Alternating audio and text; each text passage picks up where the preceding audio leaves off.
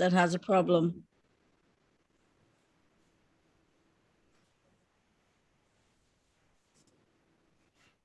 Yeah, it's telling me I can't screen share.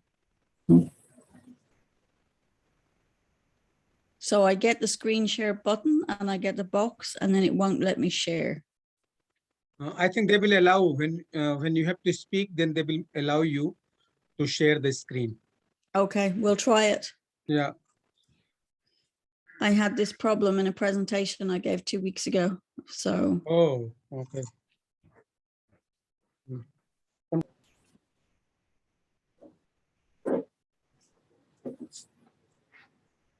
Dr. Verghese Kurian said, and I quote, "I trust in a humble way, dairy is such an instrument of change, an instrument not only of technical change, but also of economic and social change. It is to such instruments that we must look to build the India tomorrow." I unquote. From the outset, Operation Flood was conceived and implemented as much more than a dairy program. Rather, dairy was seen as an instrument of development, generating employment and regular income for millions of rural people. And this is why he will always be remembered as a man with strong will and self-belief and his persuasive efforts. Namaste. A very good afternoon to all and sundry. I, Dr. Smriti Smita Mahapatra, on behalf of Verghese Kurian Center of Excellence at IRMA, welcome each and everyone in the house and the online participants all across India and different parts of the world to the technical session on linking dairy science to society as part of the ongoing birth centenary celebrations of our founder, Dr. Verghese Kurian, dubbed the Kurian Mahotsav. As we have assembled here in the hybrid mode, the basic objective of today's session is to discuss contemporary issues relating to dairying in India and make strategic plan to take the dairy industry to a next level. Milk and dairy products are the excellent sources of nutrients and one of the best solutions to reduce the problem of malnutrition in the country, and at the same time, help in the promotion of dairying in a cooperative way will generate more revenue for the farmers, more employment opportunities, and improve the rural prosperity. Therefore, Operation Flood can be viewed as a 20-year experiment confirming the vision of rural development. So to begin with today's session, I invite Professor Umakant Das sir, Director, Institute of Rural Management, Anand, for the welcome address. Please, sir.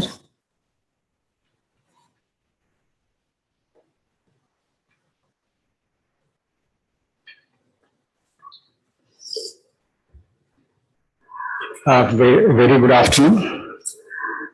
Sri Nimesh Saji, Chairman NDDB, Dr. Zubair Prajapati, Chairman VKCOE Center, other dignitaries who are present in a physical mood, and special welcome to Carolina and Dr. Judith, former President IDF and Chief Executive of Dairy UK, and Dr. A.K. Srivastava, President National Academy of Dairy Science India and member ASRB New Delhi, and other friends. So on behalf of IRMA and on my personal behalf, I would like to invite each one of you to this special session, which is going to deliberate linking dairy science to society as part of our 100th, the centenary celebration of Dr. Verghese, who is the founder of IRMA. When I see the topic is very thought-provoking, as a social scientist, when I see is linking the dairy and to society, which is the very sole purpose, objective of why IRMA was set up by Dr. Kurian in 1979. The very objective of IRMA is to work for the underserved people of the society, underprivileged people of the country, and how we are going to professionalize the institute which are serving this underserved people and underserved part of the country. It's not just through dairy how we are, because we can see the multiplier effect of the dairy sector. It's not only going to help those who are directly or indirectly involved in the dairy sector, but it is also going to help the people or households who are indirectly linked to the dairy sector. Unless the dairy sector and the rural sector as a whole is developed, the country is not going to develop because 50 to 60% of the GDP is coming from the rural areas, directly or indirectly.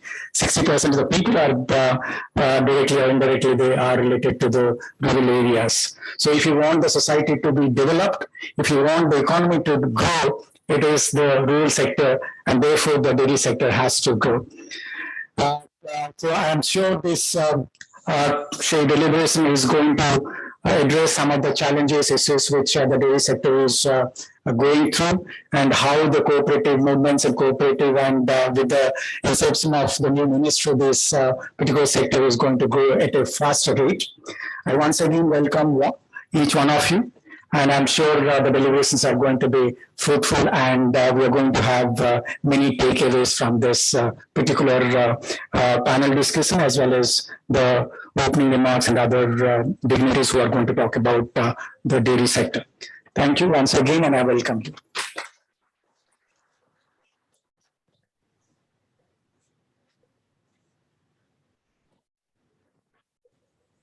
Thank you, sir. May I request Dr. J.V. Prajapati, sir, Chairperson, World Schooling Center of Excellence, IRMA, to welcome the distinguished guest of the session with rose-embedded khadi handkerchiefs marking the significance of Make in India textiles.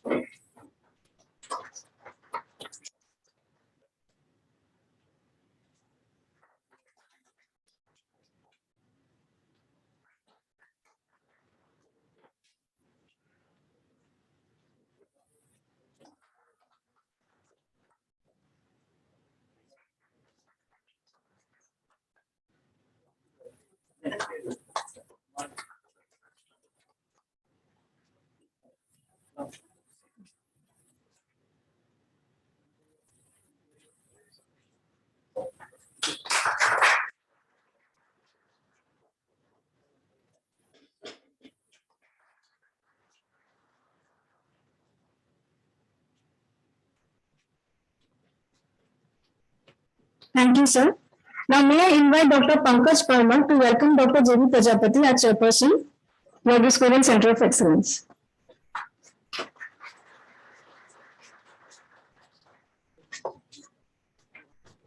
Thank you. The World Schooling Center of Excellence, WKCE in short, was established at the Institute of Rural Management, IRMA, in 2015 to keep alive Dr. Kurian's intellectual legacy. The center strives to transverse the visionary path set by Dr. Kurian and continues to share his contributions through his ongoing research, knowledge creation, and dissemination.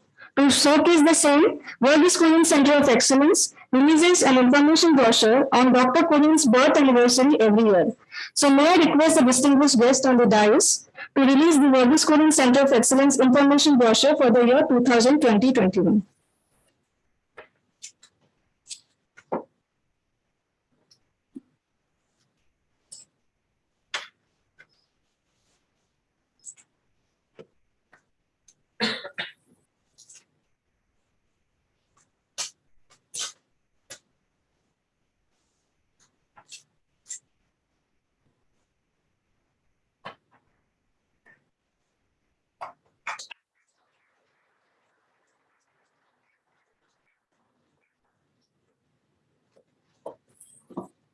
Thank you, everyone. Now, may I invite the chair of today's session, Shri Manish Shah Ji, Chairman, National Dairy Development Board, NDDB, for his opening remarks. Shri Shah, a bright alumnus of St. MC College of Dairy Science, Anand, and IRMA, has been involved in dairy policy making, management, and administration for a longer time. Please, sir.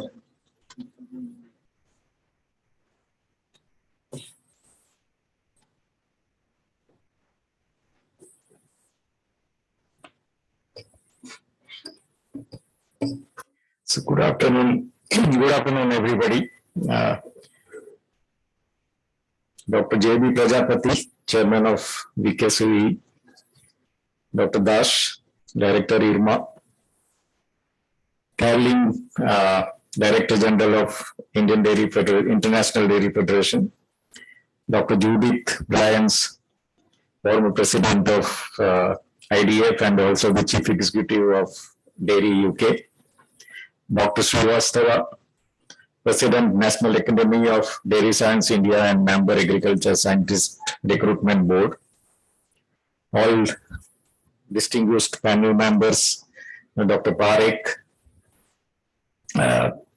Dr. Joshi, Sri Kuldeep Ji, Sri Kuldeep Chaudhary from Amul, as Mr. Amit Vyas has not joined today.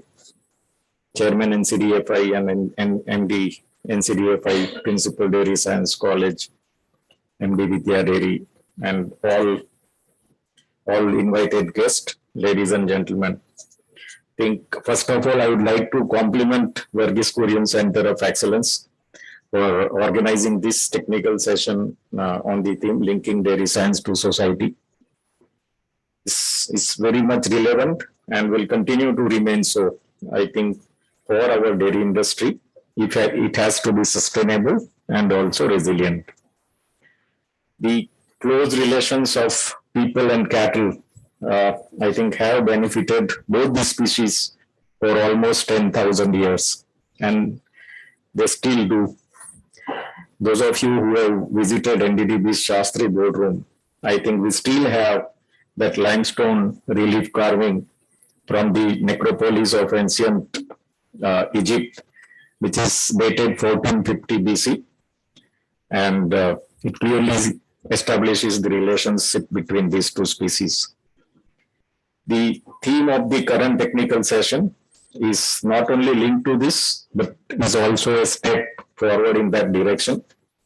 We all know India is now the largest milk producer in the world, and it contributes almost 23% of the global milk production. And as we all know, again, the milk production in India is done by masses. I think majority of our small and marginal farmers, they together account 86% of the average operational land holding and maybe less than 1 hectare land. And therefore, I think it is linked to intricately to the livelihood of millions and millions of our small and marginal farmers.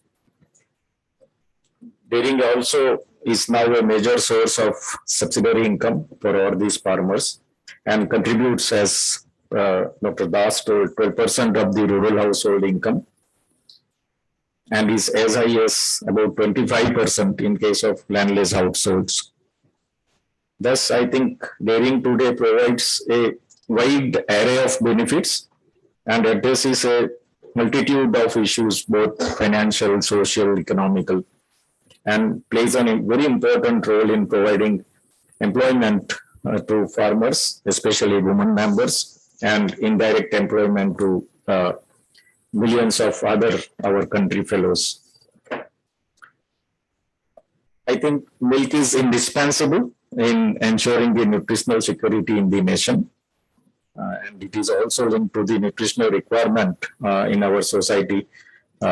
Ensuring food security is a significant issue in our context, where more than 33% of the population is estimated to be poor, and 50% of the children, they are malnourished in one way or another. So a diet that contains sufficient milk and milk products provides 25 to almost 35% of the daily protein requirement, and it can have a positive effect on weight gain or linear growth and the cognitive development in the children, age maybe 6 months to 5 years, who are suffering from maybe severe to moderate malnutrition. Indian dairying is also about providing affordable milk and milk products to our consumers in general and children in particular. It is intricately linked to the society, as I told, and we now need to look for various opportunities to link our sector with the society. Dairy science, as I understand in the current context, refers to any scientific intervention in any aspect of dairying say from farm to consumer, which improves upon the existing practices or open new vistas. And obviously it can encompasses its application of science through cross-sectional subjects, including animal husbandry, agriculture, dairy technology, and many a times in an amalgamated manner. So the opportunity to link dairy science to society are embedded in the challenges to maintain, improve milk production for the benefit of our dairy farmers, significantly improve the quality of milk and milk products, and also add value, value addition to ensure that consumers continues to be drawn to milk and dairy products. We have to improve the operational efficiencies, reduce impact of dairying on environment, and to ensure a competitive price for the consumers. I think in this context, a fundamental need is to ensure that successes in laboratories, they are replicable in the field also. The availability of high-yielding, healthy, disease-free cattle suitable for our local condition can be ensured by linking developments in science in the field of animal nutrition, breeding, animal health, ration balancing, availability of good quality semen. Now we have the sex-sorted semen too, embryo transfer technology, which is now gaining momentum, use of veterinary practices for the animal health management, which will significantly reduce the usage of antibiotics, and elimination of diseases such as FMD and animal identification are the areas I think that need to be augmented for the benefit of the society. If we see currently about 70% of the genetic potential of our bovines is exploited, and it should be increased through the scientific breeding, health, and feeding mechanism. Large-scale scientific interventions, such as increase in AI coverage, extensive use of sex-sorted semen, producing high-quality genetic merit bulls, import of some bovine germplasm, application of genomics and upgrading low-yielding non-descript bovine, it needs to be taken up on a large scale. And these initiatives should be backed by scientific animal feeding, as I told. So specialized feed during different phases of milk production cycle, such as pregnancy feed, early lactation feed, or fertility feed, I think they should be all promoted, and ration advisories and incorporation of green fodder and or silage appropriately need to be focused upon. We are all aware of the midterm need to improve the quality of milk and our dairy products also. So focus should be on improvement in the quality of raw milk, mainly through reduction of bacteriological quality and control of contaminants. Further propagating clean milk production programs, which we have already begun long back, and good hygienic practices at the entry level of the dairy value chain needs to be taken up. We have seen the technological interventions in terms of bulk milk coolers or AMCUs and DPMCUs, along with now AI-enabled milk procurement systems, which will monitor quality of raw milk right from the animal to the dairy, and they need to be implemented again on a large scale in all the areas. Appropriately designed maybe reward and penalty-based pricing system, I think it is also now need of the hour. It can be considered to augment the science and technology-based quality incentive. One more thing which I would like to highlight about the product development. So creation of various variants and development of products that reduce the kitchen time, because we have seen during the Corona time. So ready to use sweets or thawing or heating and then eat the products. Dry mixes, various types of dry mixes like we have seen for gulab jamun that can be reconstituted for immediate use. Some semi-cooked products requiring minimum processing time at the home. So these are, I think, some of the products which will have to see that we have newer product developed.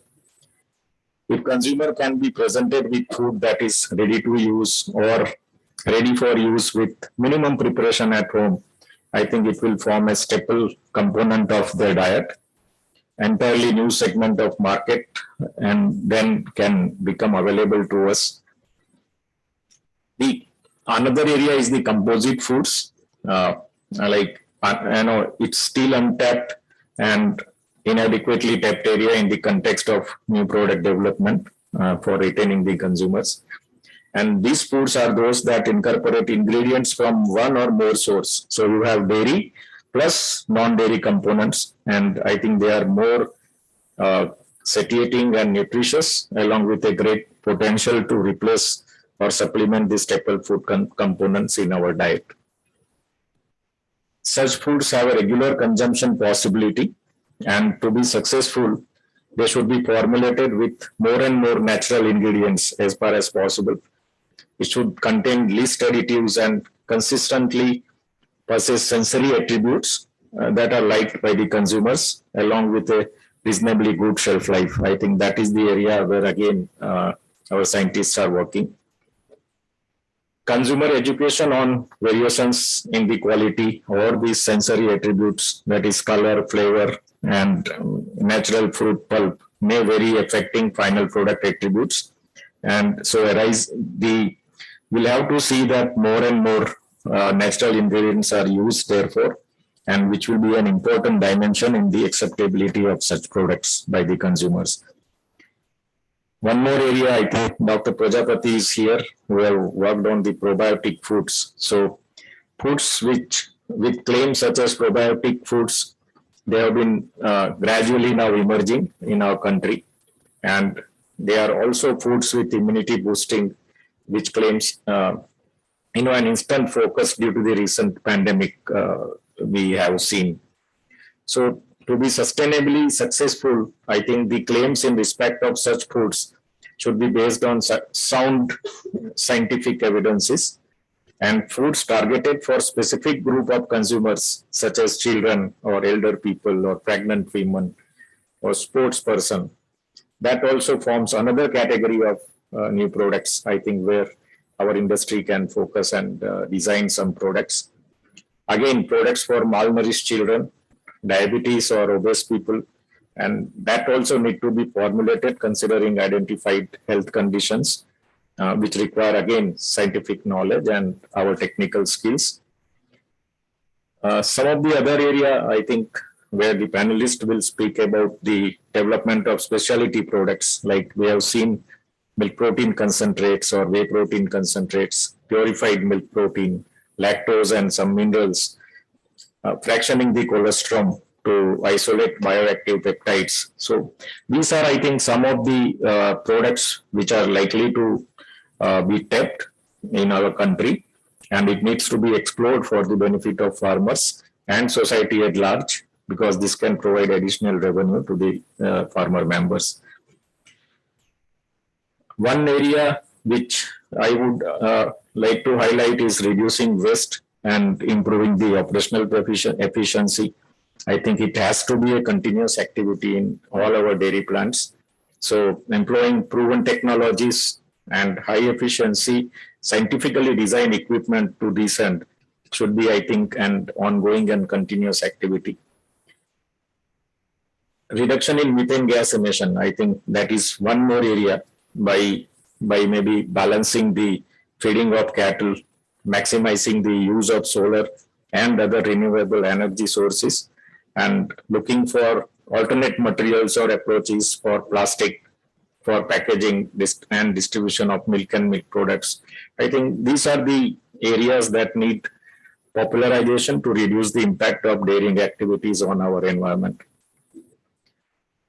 So NDDB has started many such allied and useful activities like generation of biogas with concomitant production of biofertilizer, use of renewable energy sources commensurate with local condition. And these are the areas where we are focusing.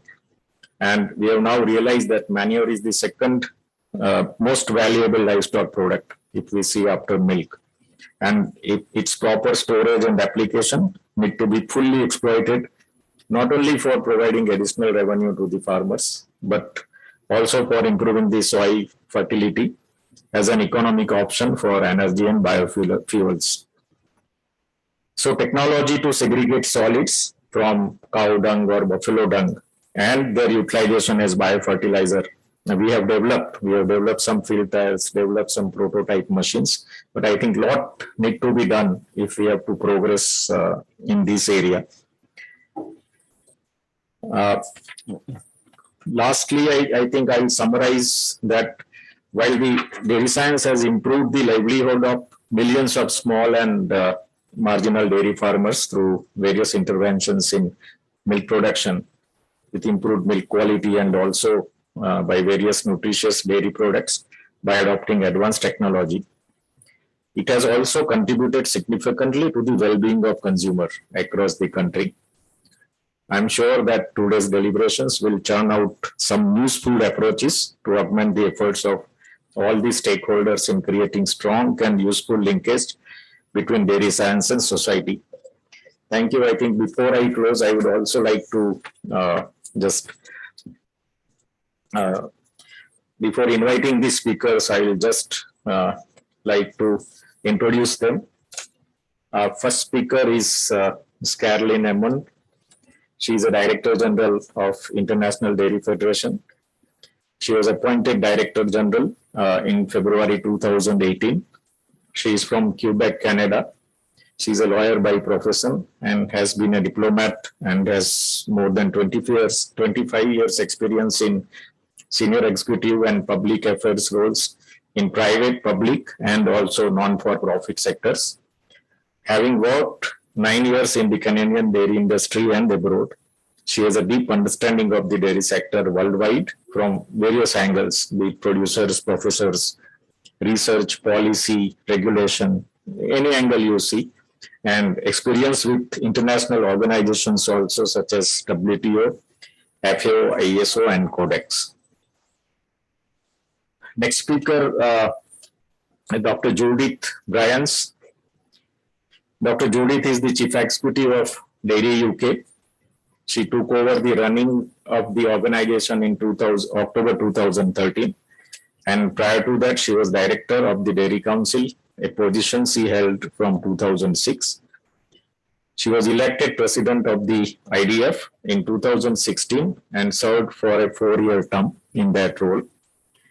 After completing her term as IDF President, she was made an honorary member of the IDF and is also the chair of the IDF Task Force on the Food System Summit.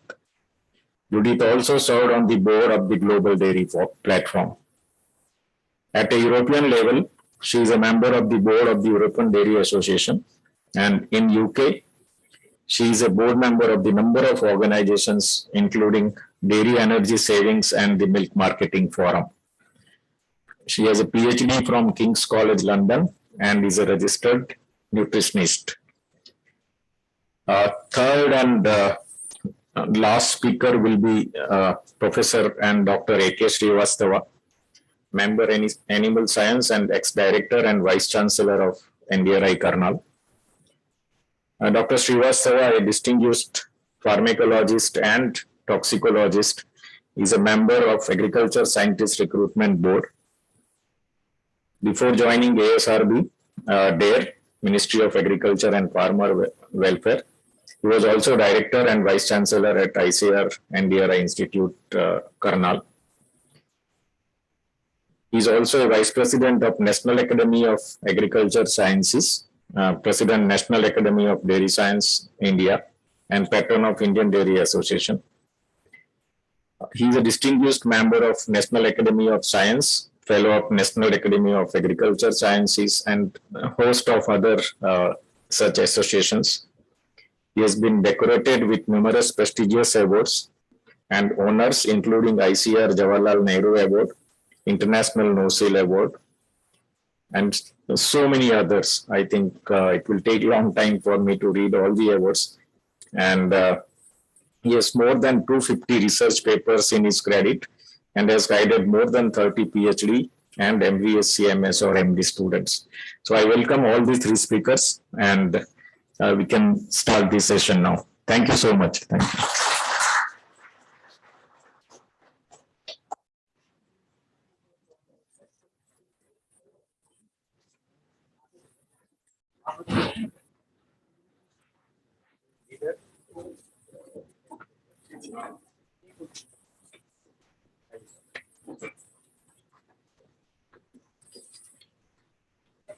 Thank you so much, sir.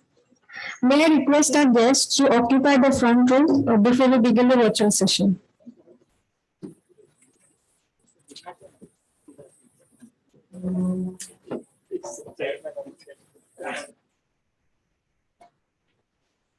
Now I invite Ms. Carolyn Edmond, Director General, International Dairy Federation, Brussels, to speak on challenges and opportunity in dairy sector.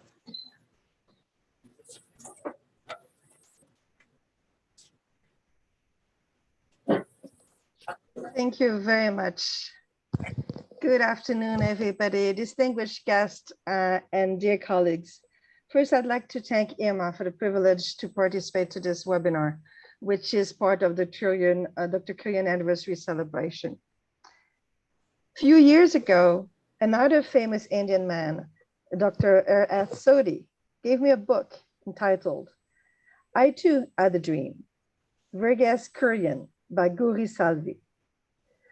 I've read that book on my way to India to attend my first Dairy Industry Congress hosted in Patna that year. I was inspired and touched by the vision and engagement of Dr. Kurian. It worth celebrating the life of a person that made such a significant contribution to the life of millions and often the poorest.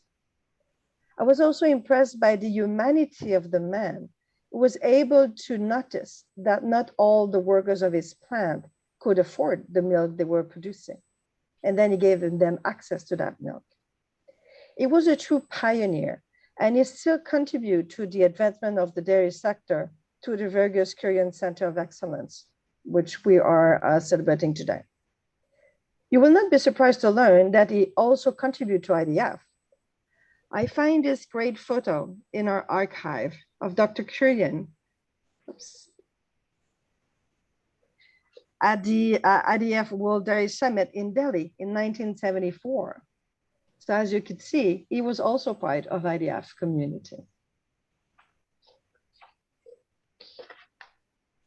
The title of the event today is Linking Dairy Science to Society.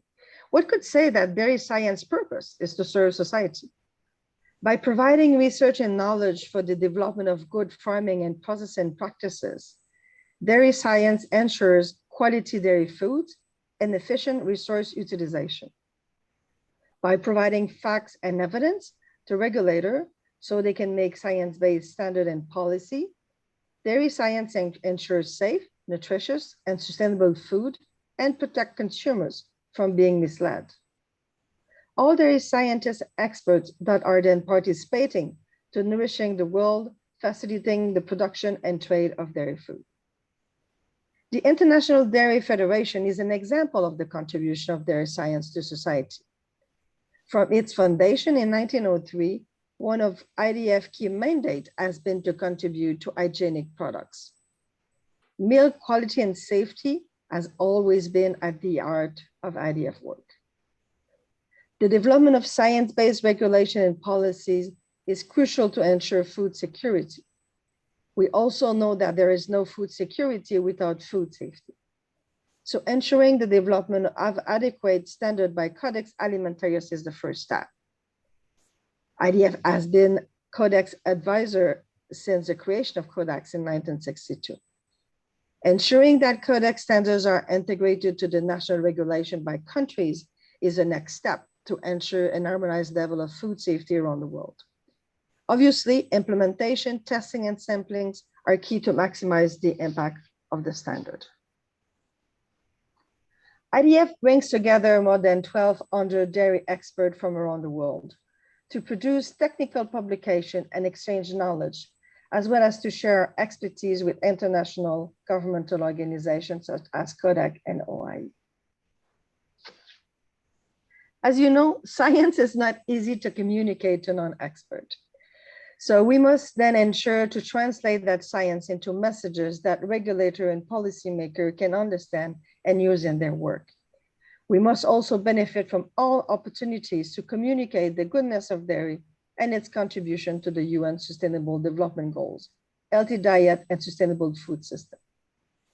IDF School Milk Knowledge Hub that we've launched in April is a way to share knowledge with stakeholders on the benefit of milk and dairy food in school feeding programs. The IDF Dairy Sustainability Outlook is also another way of sharing good practices from our members and stakeholders.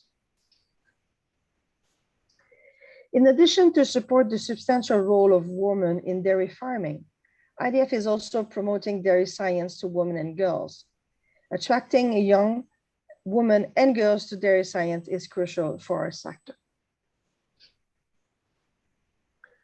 One of our key objectives is to share information on the benefit of dairy to people and the planet.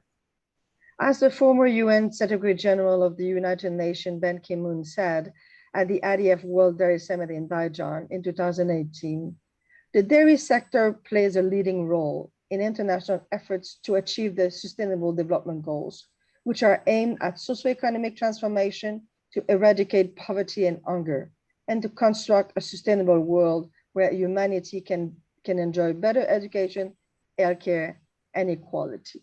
So it sums up to milk is perfect. The dairy sector has a very powerful story to tell on its contribution to the UN SDGs. So more than ever, we need to promote and explain the positive contribution of dairy to the sustainable diet, to development in general, and to the UN Sustainable Development Goals. It will not be possible to achieve the goals, particularly the one on zero hunger, reduction of poverty, improvement of health and wellness, without the nutritious value of milk and dairy food. As part of this global story, we need to notice that it's evaluated in 1 billion people are actually working directly in the dairy sector, and 6 billion people are consumer or impacted by dairy around the world. This is very substantial. 20% of the world agricultural land are cared for by the dairy sector. And the global level of milk contribution, an average of 5% of energy, 10% of protein, and 9% of fat. Milk is one of the most produced and valuable agricultural commodities worldwide. It ranked third by production by tonnage. It is the top agricultural commodity in value term in the world. It contributes to 27% of the global value added from livestock, 10% from global value added from agriculture. And milk and dairy account for about 14% of global agricultural trade. So this is significant impact and a positive story that we can tell. It's also important to note that 37 million farms are actually female-led, and with 80 million women engaged in dairy farming, it is key to the development, sustainable development goal and empowerment of women around the world. In 2016, IDF and FAO signed what we call the Dairy Declaration of Rotterdam, with an objective to recognize the importance of dairy to development and to the UN Development Goals. You will notice that our colleagues from India have actually ratified that declaration in 2019 when we were in Istanbul at the summit. So that declaration is an opportunity for us to tell our story and our commitment and engagement with the sector. So I was asked to talk to you a bit more about the challenge and opportunity for the sector. So I'm going to start with just an outlook. So a couple of principles of what we've seen in the last year. So as you know, we're still in hopefully the end of a pandemic, but it's important to notice that throughout that pandemic, the dairy sector has demonstrated a strong resilience and its capacity to adapt to change of consumer patterns. Milk production has increased in most of the country around the world, except from EU and South Africa, and growth is expected to continue. Substantial and still ongoing increase in the cost of production, processing, and transport worldwide. And I would say that's one element that we need to monitor very closely. It's becoming challenging for a lot of people through the value chain. Farm milk prices have increased almost everywhere except in Canada, reaching some record in some countries, but it doesn't mean that it's actually ensuring the survival of all business of farming in all countries. For example, Germany, I've seen lots of closure of dairy farm. Both wholesale and retail market, I've seen their volumes increase in 21. This is especially true, especially due to the change of consumer pattern from consumer during the pandemic. Now that most of the country are advanced in vaccination number and have reopened their food establishment and services, there's an expectation that it will return to a pre-pandemic consumer pattern. International dairy trade was not affected significantly by the COVID pandemic and the subsequent lockdowns. And the global conversation on climate change for the COP26, sustainable food system with the UN Food System Summit, and healthy nutrition diets are impacting also the dairy sector and needs to be monitored closely. If you are interested to learn more about the situation of the dairy markets around the world, I encourage you to go on our website. You can access the World Dairy Situation Report 2021 that was released in October, where you can find introduction, information, general chapters, global. We also have a special text from the OECD on the projection for the future, when we have then also chapter by country, and we have you have access to all the data as well as slides with different maps and figures, so you can present about the dairy situation. So all of that available in the World Dairy Situation Report. Let's talk about a couple of challenges. Chairman from the NDBB made a very good overview of the situation in India, and most of those challenges and opportunities are common in different countries. So you might see some of them that will come back in my presentation. The first one, I always call it the social license to operate. And it's linked to safety and quality. That's expectation from government and consumer, environment, animal health and welfare. Those are elements that actually the consumer and government are expecting the dairy sector to deliver. So they are key to our sector. Food policy. So we have policy in some countries on sugar, on fat, on salt. You've seen some front of pack labeling, sugar tax, marketing ban, review of government issued derogatory guidelines. So all those elements are very important. I'm sure that Judith will go a bit more in detail on all those elements, but that is something that is a challenge for the sector and that we need to monitor closely. And I would say that's one of the key elements from IDF, because we can benefit from the experience of other countries, because not all of that is developed at the same timing. So we can benefit from colleagues in Latin America who have seen front of pack coming much earlier than in other countries. So that's a very benefit of IDF, being able to share that expertise and get some learnings for the next country. When they see those challenges happening, then they can address it.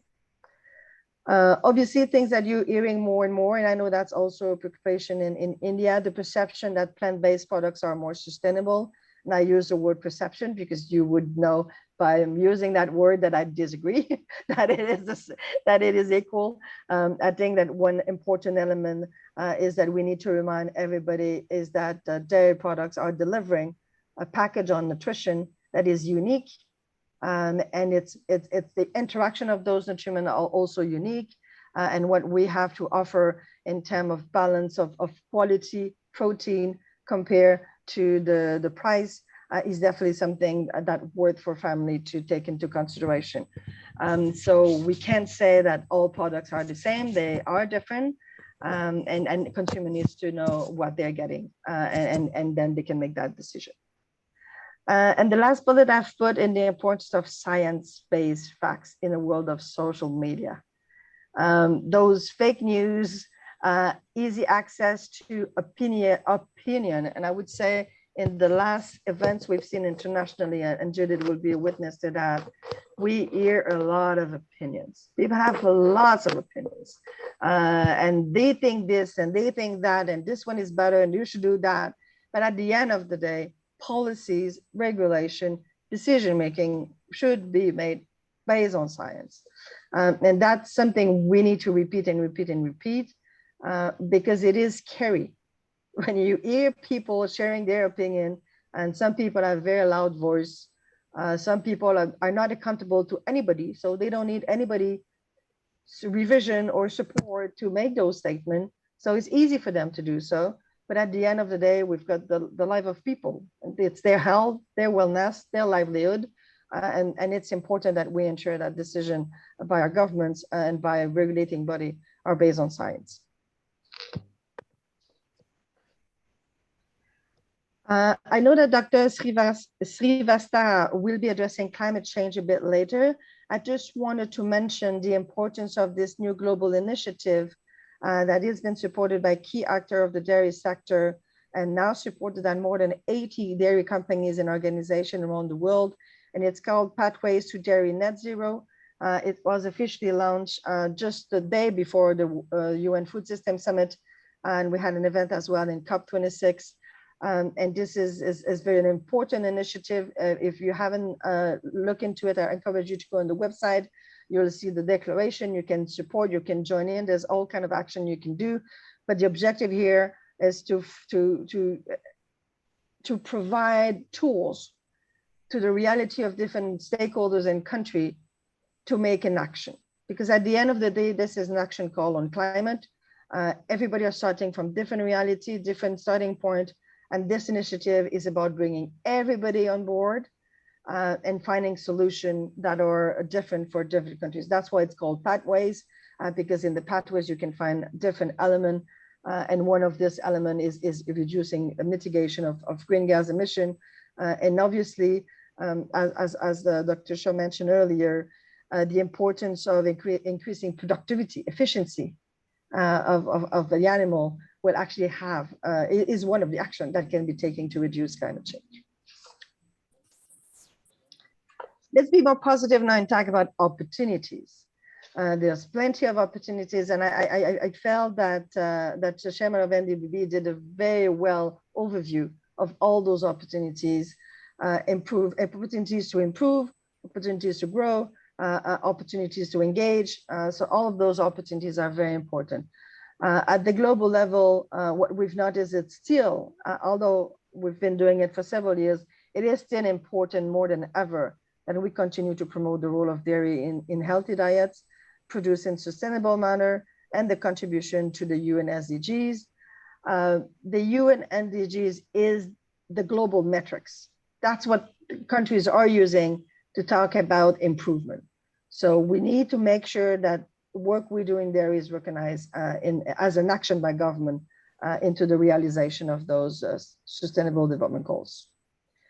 Provide knowledge and expertise to IGO, such as CODEC and OIE and regulator.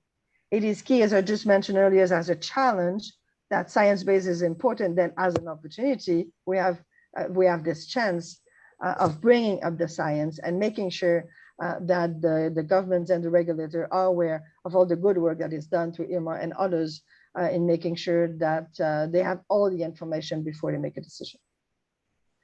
Development of guidance and methodology to facilitate implementation of international standards and regulation, and to support the actors of the dairy chain to provide safe, sustainable, and nutritious dairy products. As I mentioned earlier, there is no food security if there's no food safety. And our role is to make sure that every actor of the value chain, whatever it is at the farmer level, processing level, transport, or retail level, that all the best practices are used and respected and understood by everybody. So every tools we can develop to facilitate that learning is actually part of the opportunities. Continue to support research, innovation, and promote science behind dairy. Again, I think that's key. Our sector is very dynamic and following and developing and bringing those new innovation and product. And if you follow the work of IDF, we've done during the summer a series of webinar on dairy, digital dairy. There was 4 webinars. They are accessible on our website. Very, very interesting in all different aspects of technology that could be used at the farm level, processing level, even in all level, even at the consumer level. So this is part of the sector that we are in. So we stay on the top of the game. And my last one is to contribute to the IDF work, because that's a clear opportunity, and making sure that your work is also taking into consideration your expertise is part of the global expertise is also key. Now it is my promotion time of the day. So I'd like to invite you all on behalf of IDF community to attend the IDF World Dairy Summit in 2022. We'll be in Delhi on September 12th to 15, and we look forward to have you participate to this very, very global event. And the theme of the event will be Dairy for Nutrition, Security, and Livelihood. So very much in line with the discussion we just had about challenges and opportunity. And really, really hope that you can join us. As you can see, we've got the conference at the beginning from 12 to 15, then technical tour, social tour. That would be a great opportunity to connect and engage with your colleagues from around the world. So I really encourage you to join us at a time. You'll have the link of the website that will be available soon, and I'm sure that NDBV will share that with you. So that's it for me. I look forward to your questions and the discussion that we'll have a little bit later. And I want to thank you for your time, and namaste. I look forward to be with you in person next time. And then I'll pass the floor to Dr. Judith Bryan. Thank you very much, Caroline, for a very nice presentation. I have just one question. If you are staying back till the 3 presentations are over, we'd like to take questions for all the three speakers together. That's okay for you? That's perfect. Okay. Thank you then. Then we will start with presentation from Judith. Dr. Judith, please.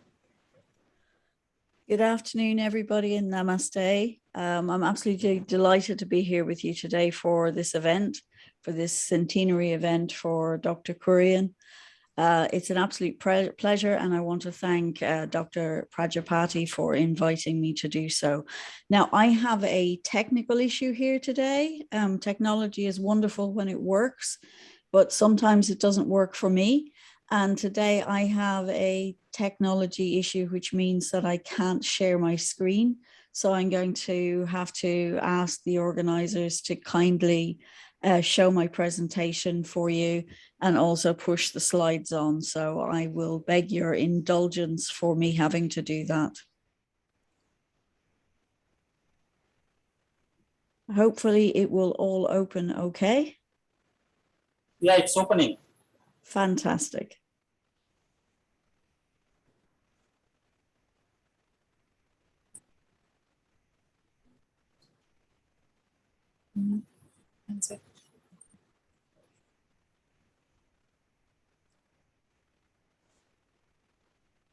Ma'am, is it visible on your end? Yes, I can see it. If you could just put it onto the next slide, that would be brilliant. Thank you very much. Thank you. It's great. I can see it my end. So thank you. So I'll just start. So apologies everybody again for the delay. I'd like to continue in some ways my presentation where Caroline left off, and I really want to start by talking about the fact that although I was asked to talk about the contribution of dairy to nutrition and health, it would be very easy for me just to talk about nutrition and health and not to put things into a world context. But the reality is we are judged on our contribution to nutrition and health by the world context in which we live. So I am also starting my presentation with a slide of Dr. Ban Ki-moon, who is the former Secretary General of the United Nations. And the picture that you can see on the left-hand side is from October 13th, 2011. And on that day, the United Nations estimated that the world reached 7 billion people.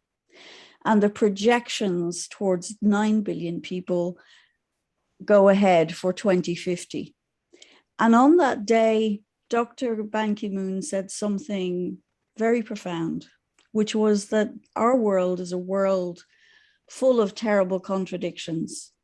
We have plenty of food in the world, but 1 billion people go hungry. Some people have lavish lifestyles, but other people live in absolute poverty, and we have to do better. So that's a real challenge for the world. Could I ask somebody to push on to the next slide, please? Thank you. One of the other challenges that we have is that the world demographics are changing.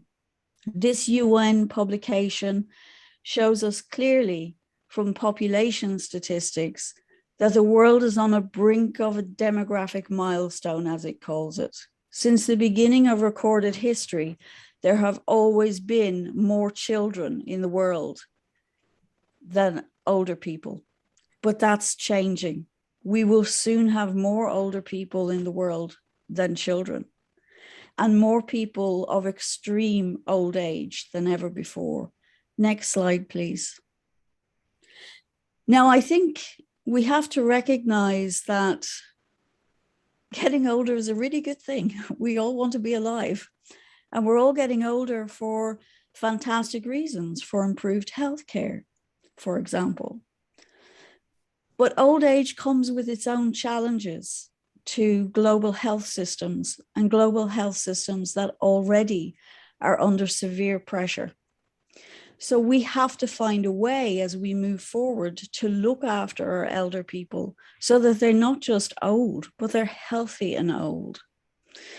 And I think that's really important that we recognize that for those countries where there is extreme old age, we also want to keep people in extreme old age as healthy as they can be for as long as they can be, so they're there for their families.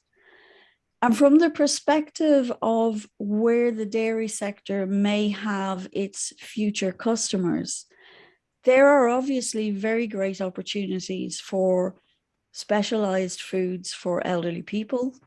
Dairy foods as they are also great for elder people, and I'll talk about that later on. The new children coming into this world will not be coming into this world in places like Europe as we go forward when we talk about massive population growth. They will be coming into the world in the high fertility zones, which will be in Latin America, Sub-Saharan Africa, India, Southeast Asia. So we really need to ensure that we're looking after both our children and also our elders into the future. Next slide, please. So when we think about all of that, then we have to think about what the definition is of a healthy diet. And if you look at the World Health Organization, their definition is very stark. It's a diet that helps to protect people against malnutrition in all its forms, as well as non-communicable diseases such as diabetes, heart disease, stroke, and cancer. But there's nothing much in there that talks about keeping them healthy. It's just about disease avoidance, which is obviously critical too. But let's see why that definition is so stark. Next slide, please. Our healthcare systems, as I mentioned before, are under a huge burden. They're under huge burdens for a whole variety of reasons. The levels of non-communicable diseases in this world are going up. Malnutrition in all its forms are a problem. And when we talk about malnutrition, we very often talk about severely malnourished people. And we talk about people who don't have enough food in the sense that they're either stunted or wasted. We also talk about people who have micronutrient deficiencies. And on the other end of the scale, we talk about people who are malnourished because they're consuming an excessive amount of food. And therefore they have conditions like diabetes, obesity, and leading on from that, heart disease and stroke risk increases. The large number of people who don't have enough food in the world really are having their lives taken away from them. As children, they may be stunted, they may be wasted, and that will impact not only on their physical health, but their ability to physically grow, to mentally grow, and be productive adults. And for those people who are obese or morbidly obese, life is not so easy either because of the extreme medical conditions that they can develop. So we have to think why WHO has come up with that definition. It's trying to find a balance. And at the same time, we are not delivering on our sustainable development goals. We are nowhere close to zero hunger in the world. And there is a major focus now on ensuring that diets are sustainable, not just from a health perspective, but also from an environmental perspective. And that's the correct thing to do for the future of the world. Next slide, please. If I go out into the street in the UK, where I'm living, I'm an Irish person, so I could go out into the street there too, and I ask somebody what they think a healthy diet is, they will not give me the World Health Organization definition. They will say to me that for them, a healthy diet is something that's affordable. They want to be able to afford food for their families, and they want that food to be safe, and they want it to be nutritious, and they want it to be culturally acceptable, whatever ethnic background they have. And for many people, they want it to be produced in a way that keeps the planet healthy for the next generations. For some people who are desperately poor, they just want food. They really want food. And for the rest of us, it's our responsibility to make sure that that food is produced in a way that's good for a healthy planet as well as healthy people. So they really just want to be well-nourished and healthy. And all of that fits with the Sustainable Development Goals. And whatever life stage you're at, and you can see the stages here in the pictures, whether it's the first 1,000 days through pregnancy and toddlers, older children, teens, adults, or elders, dairy does have something very positive to help you with in terms of nutrition and health. Next slide, please. So here's the context we're operating in: a world with huge challenges, but also huge opportunities, where billions of people consume milk and dairy products every day. And not only are those products a vital source of nutrition, but they're a vital source of livelihoods. And that's not my words, that's not the dairy sector's words, that is actually the words of the Food and Agriculture Organization. Next slide, please. So let's take it back to basics. Why? Why is dairy important for all of those life stages? And if you are an expert in nutrition, please forgive me for taking it back to the very simple. But I think sometimes we have to remind ourselves of the very simple in order to be able to understand the complicated. So milk is a great source of high quality protein. And for those of you who aren't really into the nutrition space, then high quality protein is a protein that contains all of the essential amino acids roughly in proportions that the human body requires it. It's essential. It's an essential building block for muscle, and it's also tremendously important in terms of bone health. Milk is a great source of calcium. I think the world knows that. I think that's a message that's strongly out there in the world. And people always think about calcium in terms of bone health. They rarely think of the other functions that calcium has in the body. For example, the fact that it's involved in digestion and digestive enzymes. For many countries, dairy is the leading source of iodine, which is so essential during pregnancy for the growth and cognitive development of that child in utero. And as we go through life, iodine remains to be tremendously important in terms of cognitive function. And that's not all. So there are many other nutrients in dairy, some of whom we can talk about between each other as health professionals, some of which we are allowed to put on food labels. And that depends on what country you're in, because the amount of the nutrient in the food impacts on what you can put on your label. But we could talk about phosphorus, another bone-friendly nutrient, potassium, so important when it comes to heart function, riboflavin, well, that's very necessary for healthy skin and for release of energy for food and many other functions as well. Vitamin B12, red blood cells, tremendously important.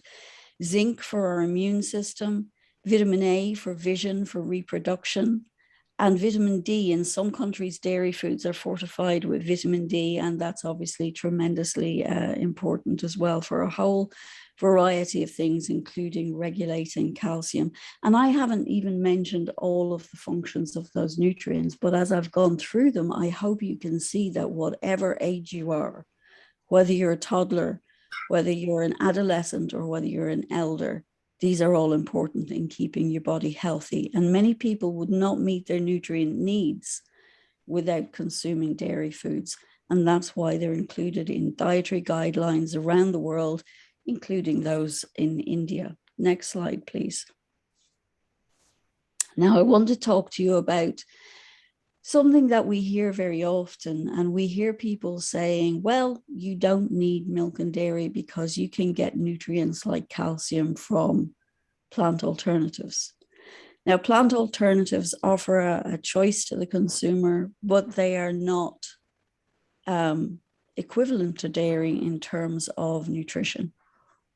So if I look at the studies that were carried out a number of years ago by Connie Weaver and Professor Heaney, they really looked at bioavailability from different food sources. And one thing that Connie Weaver showed quite elegantly in her scientific papers was the difference between saying a food contains calcium versus the amount of calcium absorbed from that food within the body. So here I have an example for you, and it's a 250 ml glass of milk and a kilo of spinach. Now, both on paper, both milk and spinach have great quantities of calcium. But when it comes to the amount that can be absorbed, you have to eat all of that spinach to get the same amount of calcium that you can get from that glass of milk. And that's because the calcium in milk is highly absorbable, whereas plant foods contain plant acids, oxalates, that bind to calcium, making it less available in the body. So plant foods are very good foods in themselves. Spinach is a great food. It has lots of fiber, it has lots of antioxidants. It's a great food. I'm not knocking spinach.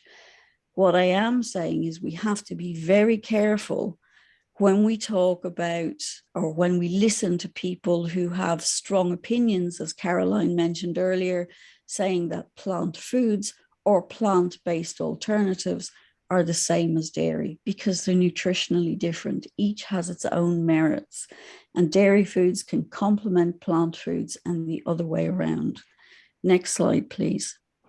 I think it's also very important that we remember that dairy is not just calcium, it's not just protein, it's not just zinc. It is a composition, it is a matrix, and the matrix is very important in how the body reacts to the food physiologically.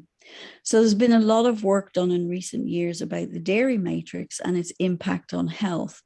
And it would seem that dairy foods consumed as a whole food have a more positive impact on the body than giving people the single nutrients that you can find in dairy food. And again, if you're an expert in nutrition, I apologize for making it so simple for you, but many times when I give talks, people aren't experts in nutrition, so I try to put something in for everybody. Now, on the right-hand side of the screen, you'll see this orchestra. I believe that this is the Norwegian Philharmonic Orchestra, and they were very dedicated and carried their instruments up the mountain in the snow to play a symphony. And the reason I have that is I like to think of the dairy matrix as an orchestra. Each of those players sound wonderful by themselves, but when you put them all together, that's when you get the great sound of music. You could consume individual nutrients, but that's not how people eat. People eat food. And when they consume dairy, they get the benefit of the dairy matrix for their health. Next slide, please. So I want to talk a little bit about the fact that during COVID-19, many school feeding programs closed down. And there are already 149 million children in this world who are suffering from stunting. and another approximately 47 million who are suffering from wasting. And they rely on school meals. They rely on school feeding, and they rely on humanitarian assistance to help them and to help address some of the issues of severe malnutrition. But they're not the only ones who rely on school feeding. Lots of children around the world, irrespective of their income level, rely on school feeding as a part of their daily nutrition. And during the course of this year, the World Food Programme published this report, and they talked about the fact that at the beginning of 2020, national school feeding programs delivered school meals to more children than at any other time in human history. And that makes school feeding the most extensive social safety net in the world, with 1 in every 2 school children receiving school meals every day in at least 161 countries around the world from all income levels. Now, the reason I mention that is that the dairy sector has been running school milk programs around the world for many, many years. And I hope that you will take the opportunity to go and look on the IDF website, to look at the Special School Meals Bulletin, to look at the School Meals Knowledge Hub, and to look at the review that was done on the nutritional impact of school meals around the world, which obviously contribute to these school feeding programs. And I hope that while you're there, or even separately, next slide, please, you will take the opportunity to, if you haven't seen it already, to look at the fantastic speech that Minesh did last year for IDF in celebration of World School Milk Day, where he gave a brilliant overview of India and the situation in India and the school milk programs here. And I really wanted to put this slide in because dairy is so important to children. We are such the backbone of their nutrition as they grow up. And it was really heartening to hear the great work that's been done in India on school milk programs and other programs. So next slide, please. I want to move to the other end of the scale now. I want to move away from talking about children, and I want to talk about elders, because we mentioned them at the beginning in terms of changing demographics. Dairy is critically important in terms of providing nutrition for elders. As we get older, we want to eat less. We lose our appetite. Many people who are older also have issues with dental health. They're more prone to fall. They're more prone to fractures. And so their nutrition has to be good in order to keep them healthy for as long as possible. And dairy certainly provides a very strong source of protein. It's also nutrient rich. So small amounts of dairy can provide high quality nutrition to the diet of elderly people. And we can also obviously talk about calcium in terms of bone health and fractures and elderly people. And the other thing is, when people lose their appetites, it's very hard to get them to eat. And dairy foods are tasty, they taste good. And so it's easier to get them to have a food that tastes good than a food that they really don't want. So dairy also has a benefit there. Now, I have on the slide here at the bottom just mentioned a study which is recently published. It's very, very interesting if you get the chance to read it. It's a study where there was an intervention in elderly care homes in Australia, in Victoria, the state of Victoria, in Melbourne. And Dr. Sandra Uliano, who is a friend to IDF and has been over the years, actually intervened with a group of elders, over 7,000 of them, many of whom were malnourished. And she did something very simple. She gave them some milk, a slice of cheese, and a little bit of yogurt every day. And at the end, even she was surprised by the great results that she got, because she saw 33% less fractures in the group where there was a dairy intervention. Now, that's a very simple intervention. That's not an expensive intervention. That's not an intervention that will put a burden on a healthcare system. That's a simple thing to do. And it made such a positive impact in the lifestyle, the quality of life of those elderly people. I was also very happy when I looked on the website for the Indian Dietetic Association to see that in their tips on healthy aging, they had mentioned reduction in appetite and the fact that it was important to give people milk and other protein food, high quality protein foods. If you could push on to the next slide, please. Very often in the dairy sector, people point the finger at us and say that we cause disease.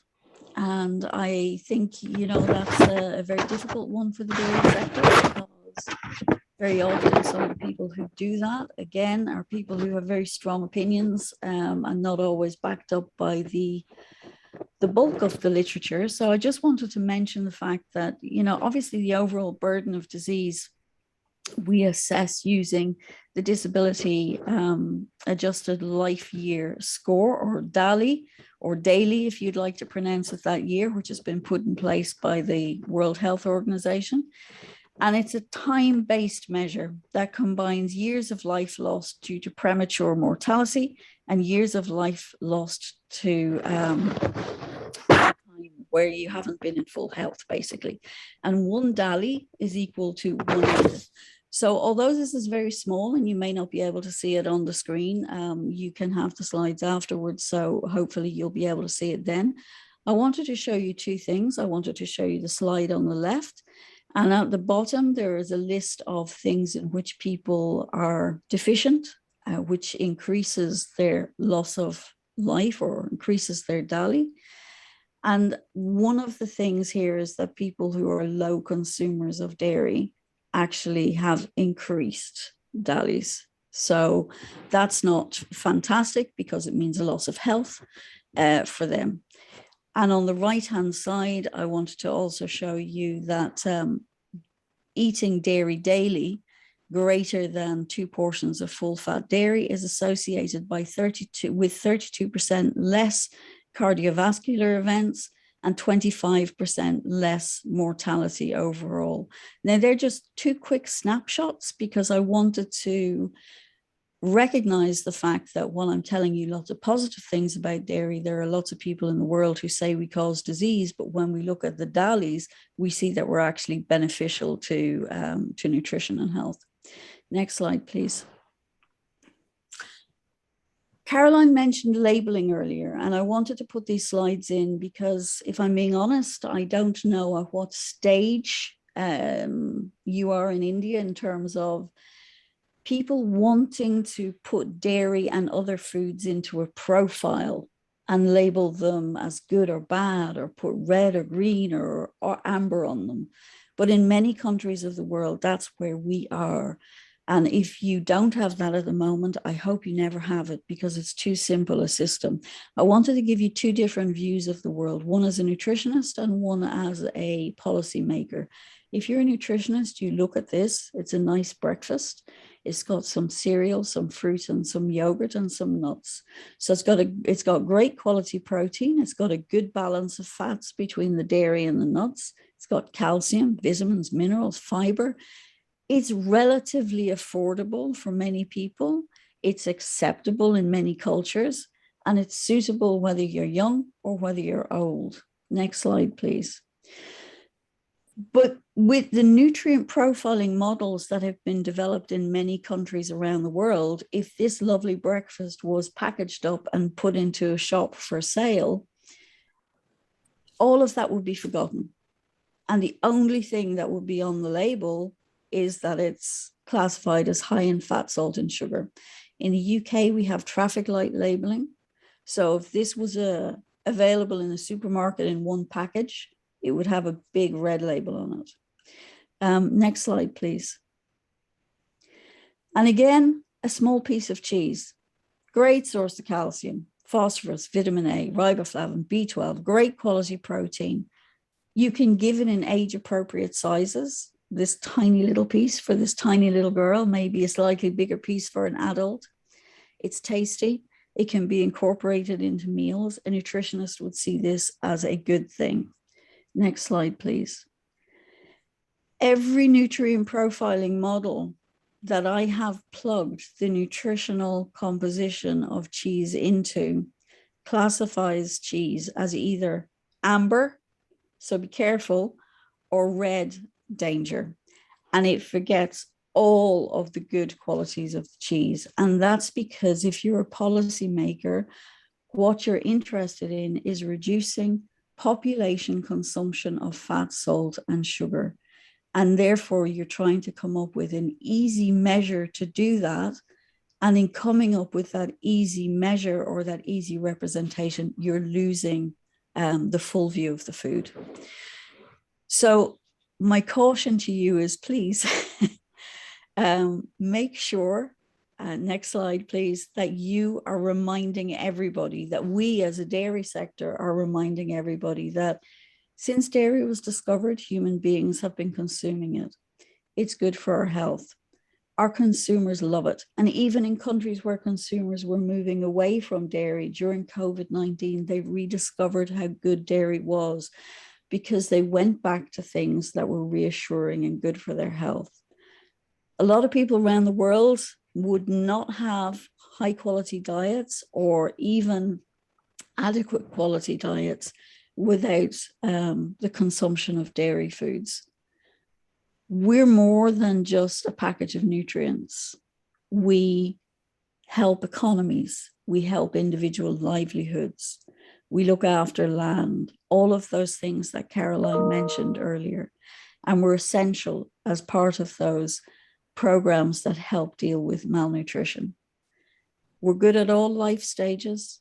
We're not perfect. No food sector is perfect. All food sectors come, for example, with an environmental cost. There's no food produced that does not have an environmental cost. But we do good in the world, and we are committed to doing better. We are committed to being more environmentally friendly, to sustainable development. And we need to remind people about that, because if we don't do it, nobody will do it for us. So I think I've gone over time. I'm sure I have. I apologize for that. I thank you all, and I thank the people who've pushed on the slides for me today. Thank you very much indeed.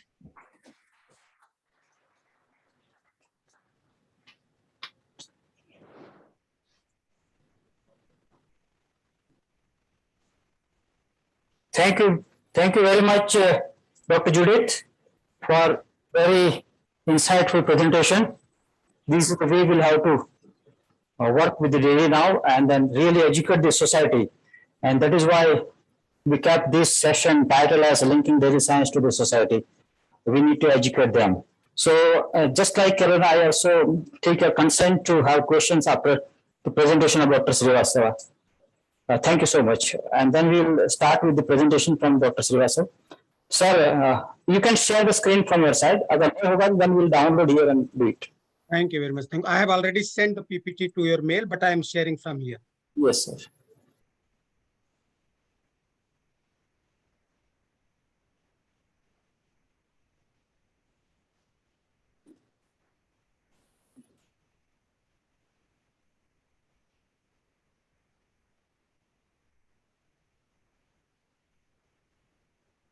I hope it's visible now. Yes, sir. It is visible and clearly audible also. Okay. Thank you very much, Dr. Prajapati. At the outset, I'm very thankful to Dr. Prajapati and Dr. Varghese Kurian Center of Excellence for giving me this opportunity to be associated with Dr. Varghese Kurian Centenary Programs. Thank you very much. My all previous speakers, Ms. Carolina, Dr. Judith, Professor Umakant Dash, Director Irma, and Sri Minesh Shah, Chairman NDDB, dear participants, Dr. Prajapati, very good afternoon to all of you. I will take 30 minutes just to explain that what is the status of dairy sector contributing to the greenhouse gas and how we can go ahead so that our dairy sector is not contributing anything to the greenhouse gas emission or climate change. So topic has been given, the heading towards carbon neutral dairy. Straight away I come to the topic. There are three most important major greenhouse gases which are responsible for the climate changes. These are the methane, nitrous oxide, and carbon dioxide. This is the global picture that what was the status of methane and nitrous oxide in 1750, and now what is the status in 2019. Now you can see that it was 1,137 ppb, and now it has gone to 1,800. Similarly, nitrous oxide, if you see, from 62 to 332. If we want to conclude, that is in addition to the carbon dioxide. In my all presentation, what I talk, methane gas or nitrous oxide or carbon dioxide, it is equivalent to carbon. Among the greenhouse gases, the methane gas grew from 7.6 ppb per year in the last decade, and with the faster growth was in the last 6 years, that is from the 2014 to 2019. Similarly, the nitrous oxides growth in the environment was very high in the last decade, that is from 2010 to 2019, and that was at the rate of 0.95 ppb. What I want to say, that in the last 6 to 10 years, the level of either methane or nitrous oxide or carbon dioxide is increasing in the environment very sharply in totality. In the last 10 years, few terminology has been coined, and one is the carbon neutral, for which we are talking today, climate positive, climate negative, carbon negative, climate neutral, net zero carbon emission, net zero emission. We are concerned about the carbon neutral. Carbon neutral means if carbon dioxide or any other greenhouse gases which is converted into equivalent to the carbon dioxide released in the atmosphere from activity, but it is balanced by an equivalent amount being removed. So what I want to say in general terms, that if dairy sector is releasing X amount of greenhouse gas in the environment through its practices, then it should remove also X amount of the greenhouse gas from the environment. It will be a carbon neutral dairy. Few facts about the global dairy, as has been talked by previous speaker. In the last 3 decades, world production of the milk has increased more than 59%. It was 530 million ton in 1970, and now it has reached to 906 million ton in 2020. So there has been 59 to 60% jump in the global milk production. With 22% of global production, India is the world's largest milk producer, followed by USA, China, Pakistan, and Brazil. We are producing more milk, we are emitting more greenhouse gases, and that is the point of concern for today's discussion. Since 1970, most of the expansion in milk production took place in South Asia, mainly in India, followed by Pakistan, China, and Turkey. And these were the main drivers for the milk enhancement production. But Kazakhstan, Uzbekistan, and Japan has also registered moderate production growth. Despite high production in this country, if we see the countries which are having the surplus milk, these are the New Zealand, USA, Germany, France, Australia, and Ireland. I have 2 slides just to compare that how the world milk production grew. This was the cumulative growth annual rate from 1970 to 2020. It was 1.13%. This is the global milk production. But after 2000 to 2020, the cumulative growth rate was 2.26%. In India, it was a better situation as compared to the global.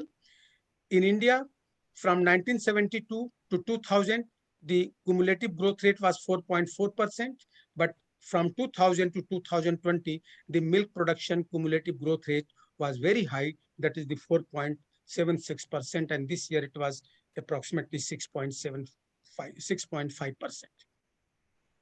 This is the slide showing the glorious journey of the Indian dairy sector. Dairy sector, as has been said by Chairman NDDB, it is produced by masses. It is not mass production, produced by the masses. And the best thing which I would like to emphasize, that milk animal holding is more equitable than the land holding. Why it is like this? Because 85% of the total rural farmers are small and marginal, and they are owning only 47% of the farmland. But these small farmers are owning more than 75% of the milk animal. I'm not talking about the total cattle livestock population, but milk animal. So holding of milk animal is more equitable for India. It is expected that by 2033, the dairy sector will produce half of the total agricultural output. It is a good scenario that in early 70s, India's milk production was only 1/3 of US and 1/8 of European countries. But today, we are producing twice of US and 25% more than European Union. This is the Government of India data. Milk in India is the largest agricultural commodity. If we talk in the terms of value, the value of only milk is more than the total value of all grains, including rice, wheat, etc., all pulses, and sugarcane also. The value of only milk was more than 8 lakhs crore as compared to only 4.5 lakhs crore of all grains, pulses, and sugarcane. Today in India, white revolution contribution surpassed green revolution. Every fourth rupees is coming from the dairy sector in India. This was the glorious story of the dairy sector in India as well as in the global. Now come to that, what is the dynamics of the livestock population, dairy animal population in the last 100 years, centuries. So global dairy animals change over a century. This is the global scenario: buffalo, cattle, goats, sheep, and this is the total. Means in 1890, total population of buffalo, cattle, sheep, goat was 1,216 millions, but now it has changed to 2,655. It has come to 3,871 million. So 2,655 million more livestock, more cattle, buffalo, sheep, goat has been increased, has been added in this population. In terms of percentage, there was increase of 218%. If we see the picture of India, the cattle population has increased 25% from 1951, because we don't have data at present. So from 1951, 25% increase was in cattle, 153% increase was in buffalo, 215% increase in goat, and total if we see about 84%. So what I want to say, that in the last century or in the last 6-7 decades, especially in India, the cattle buffalo population has increased very significantly. So now question comes that if we have added 2,655 million dairy animals during the last century. So my question, that addition of this population of dairy animals, does it mean anything beyond milk? We say that milk production has increased, but the increase in number of cattle population, buffalo population, does it mean something else beyond milk? My answer is yes. There is competition of the land, water. We went for the deforestation. There was loss of the biodiversity. We are going for intensive input, more mechanization. If more mechanization, we are using more fossil fuel, and there is a land change. Means increased number of dairy animals lead more greenhouse gases that will include methane, carbon dioxide, and nitrous oxides. Now, question is that how much greenhouse gas is being contributed by dairy sector, and how we can reduce this greenhouse gas emission from the dairy sector. For dairy sector, carbon neutrality has become a buzzword. Despite very significant enhancement in production, greenhouse gas emission has also increased from this sector. And that is the reason that International Panel on Climate Change in 2019 has flagged the statement of FAO, which was given in 2013. And the statement was that agriculture, forestry, and livestock sector in particular generates nearly 15% of the global anthropogenic greenhouse gases. Anthropogenic means human-related emission of the greenhouse gases. And dairy sector is contributing 2/3 of this. As such, there is an urgent need to reduce the greenhouse gas from dairy sectors to tackle the climate crisis. Today, friends, the sustainability of dairy farming in respect of greenhouse gas emission has become a very huge and important topic than what it was 10 years before. We cannot ignore this topic in addition to the enhancement in milk production. Global dairy and greenhouse gas emission. Out of world's total emission of 50,000 million ton in a year, dairy industry gas house emission is 1,700 million ton. equivalent to the carbon dioxide. This makes dairy contribution close to that of aviation and shipping industries combined. FAO calculated that between these decades, from 2005 to 2015, the dairy industry's greenhouse gas emission has increased 18% as demand of milk has increased. Demand of milk has increased, so greenhouse gas emission has also increased. From where this greenhouse gas has increased, so total was 18% enhancement. Out of that, 9% came from the livestock share, that is the animal share in CO2 emission. CO2 emission includes all equivalent to CO2, that is the methane as well as nitrous oxide. 37% from livestock share in methane emission, and 65% share from the livestock to nitrous oxide emission. This is the different sector greenhouse gas emission, which is equivalent to carbon dioxide, which is equivalent to the global. This is the global status. 24% of the total greenhouse gases is coming from agriculture, forestry, and other land uses.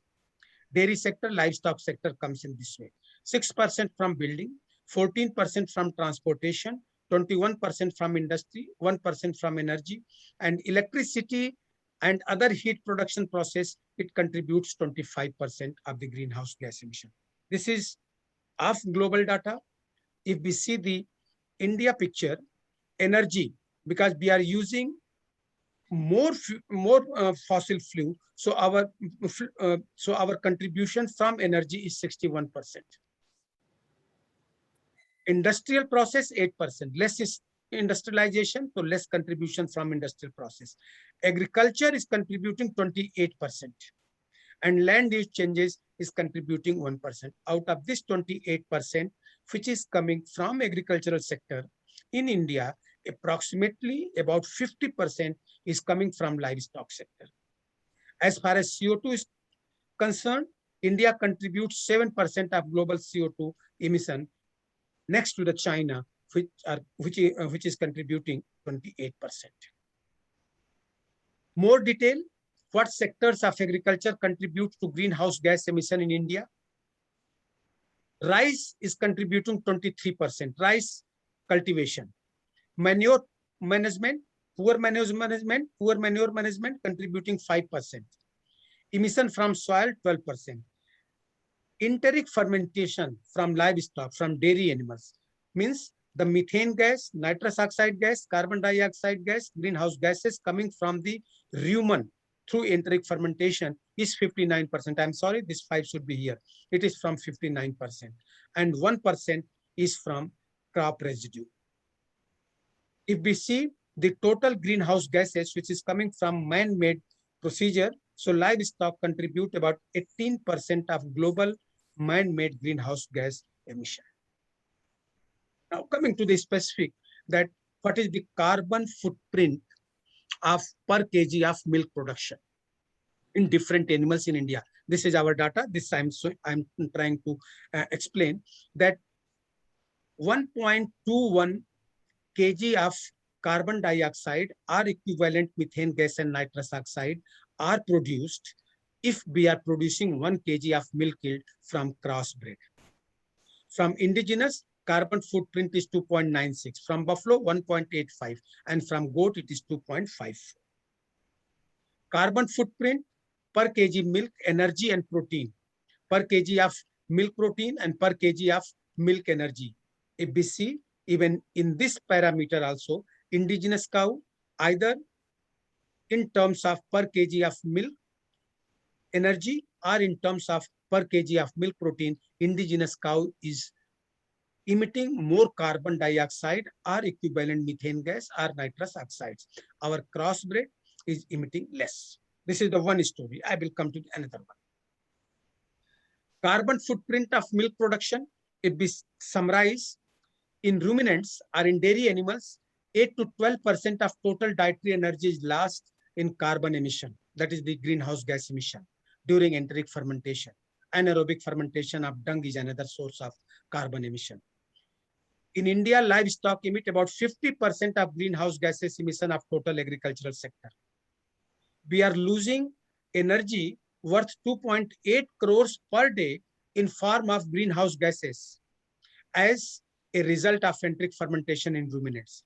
And we have calculated that if we reduce the carbon emission even by 20%, energy worth of 56 lakhs can be saved per day. And this energy can be diverted for milk production. So we may enhance the milk production also, and we may reduce simultaneously the greenhouse gases. Simultaneously, the slaughterhouse are also playing very major role in greenhouse gas emission. Presently, we are having around 4,000 organized and 6,000 are unorganized slaughterhouses, and they are leaving 3 to 4 million ton of offal per year, and they are the major contribution for greenhouse gases. Some facts before us. Global demand of milk is expected to double by 2050. This means more intensive dairy farming.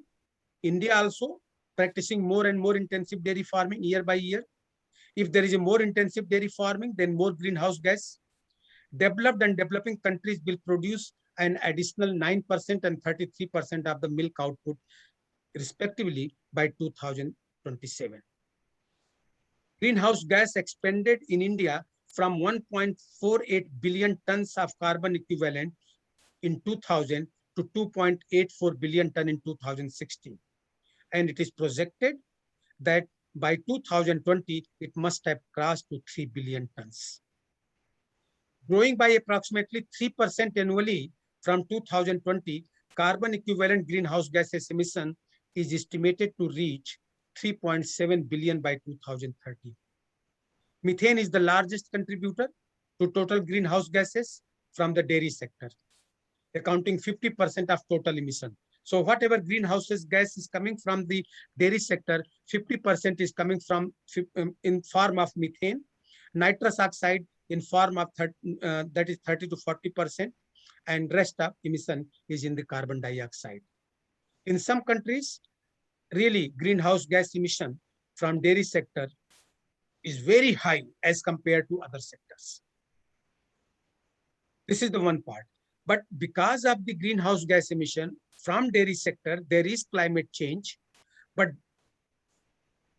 dairy sector is contributor as well as sufferer also for the climate change. There is also adverse effect of greenhouse gas, climate change and thermal stress on livestock health and production. This is our work at NDRI. The estimated loss due to heat stress is about 2% of the total production, and it will be around more than 15 million ton by 2050. The maximum economic loss will be in Uttar Pradesh, followed by Tamil Nadu, Rajasthan, and West Bengal. We found that the decline in milk yield is less in mid lactation period than the early and late lactation period. During climate change, there will be biodiversity loss also. What happens if there is a rise in temperature because of climate change, because of greenhouse gases? We studied that gamete quality will be poor. There will be change. There will be change in the quality of the gamete, either of male or of female. There will be more incidence of silent stress. The duration of stress will be short.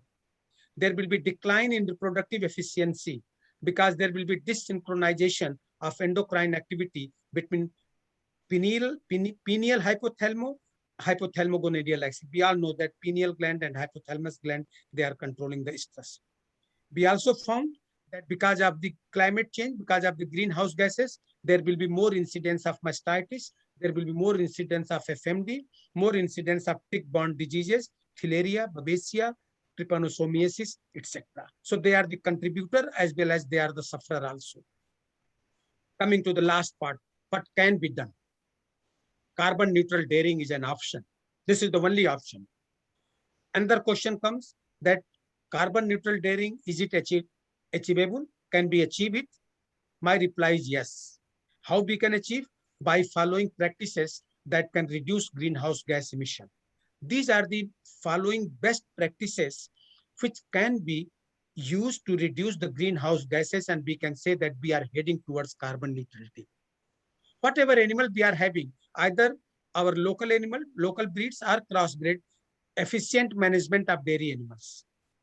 We have to manage the herd health. We have to provide the proper breeding so that production is increased.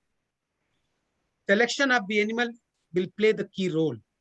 We have to go for genomic selection. We have to select the animal which are consuming less feed fodder and producing more milk. So input use efficient animal is the need of the day, either animal or breed, which will help in reducing the enteric greenhouse gas production. As has been said by Chairman NDDB, ration balancing. We should balance our ration depending upon the nutrient available locally. Integrated dairy farming, which was being followed earlier, is now being seen that it is an option, which is a mixed with crop. So crop livestock integrated farming system. We have to go for best management of our dung, animal dung, best management. Pasture has to be improved. We have to grow the fiber, low fiber plant or low fiber grasses.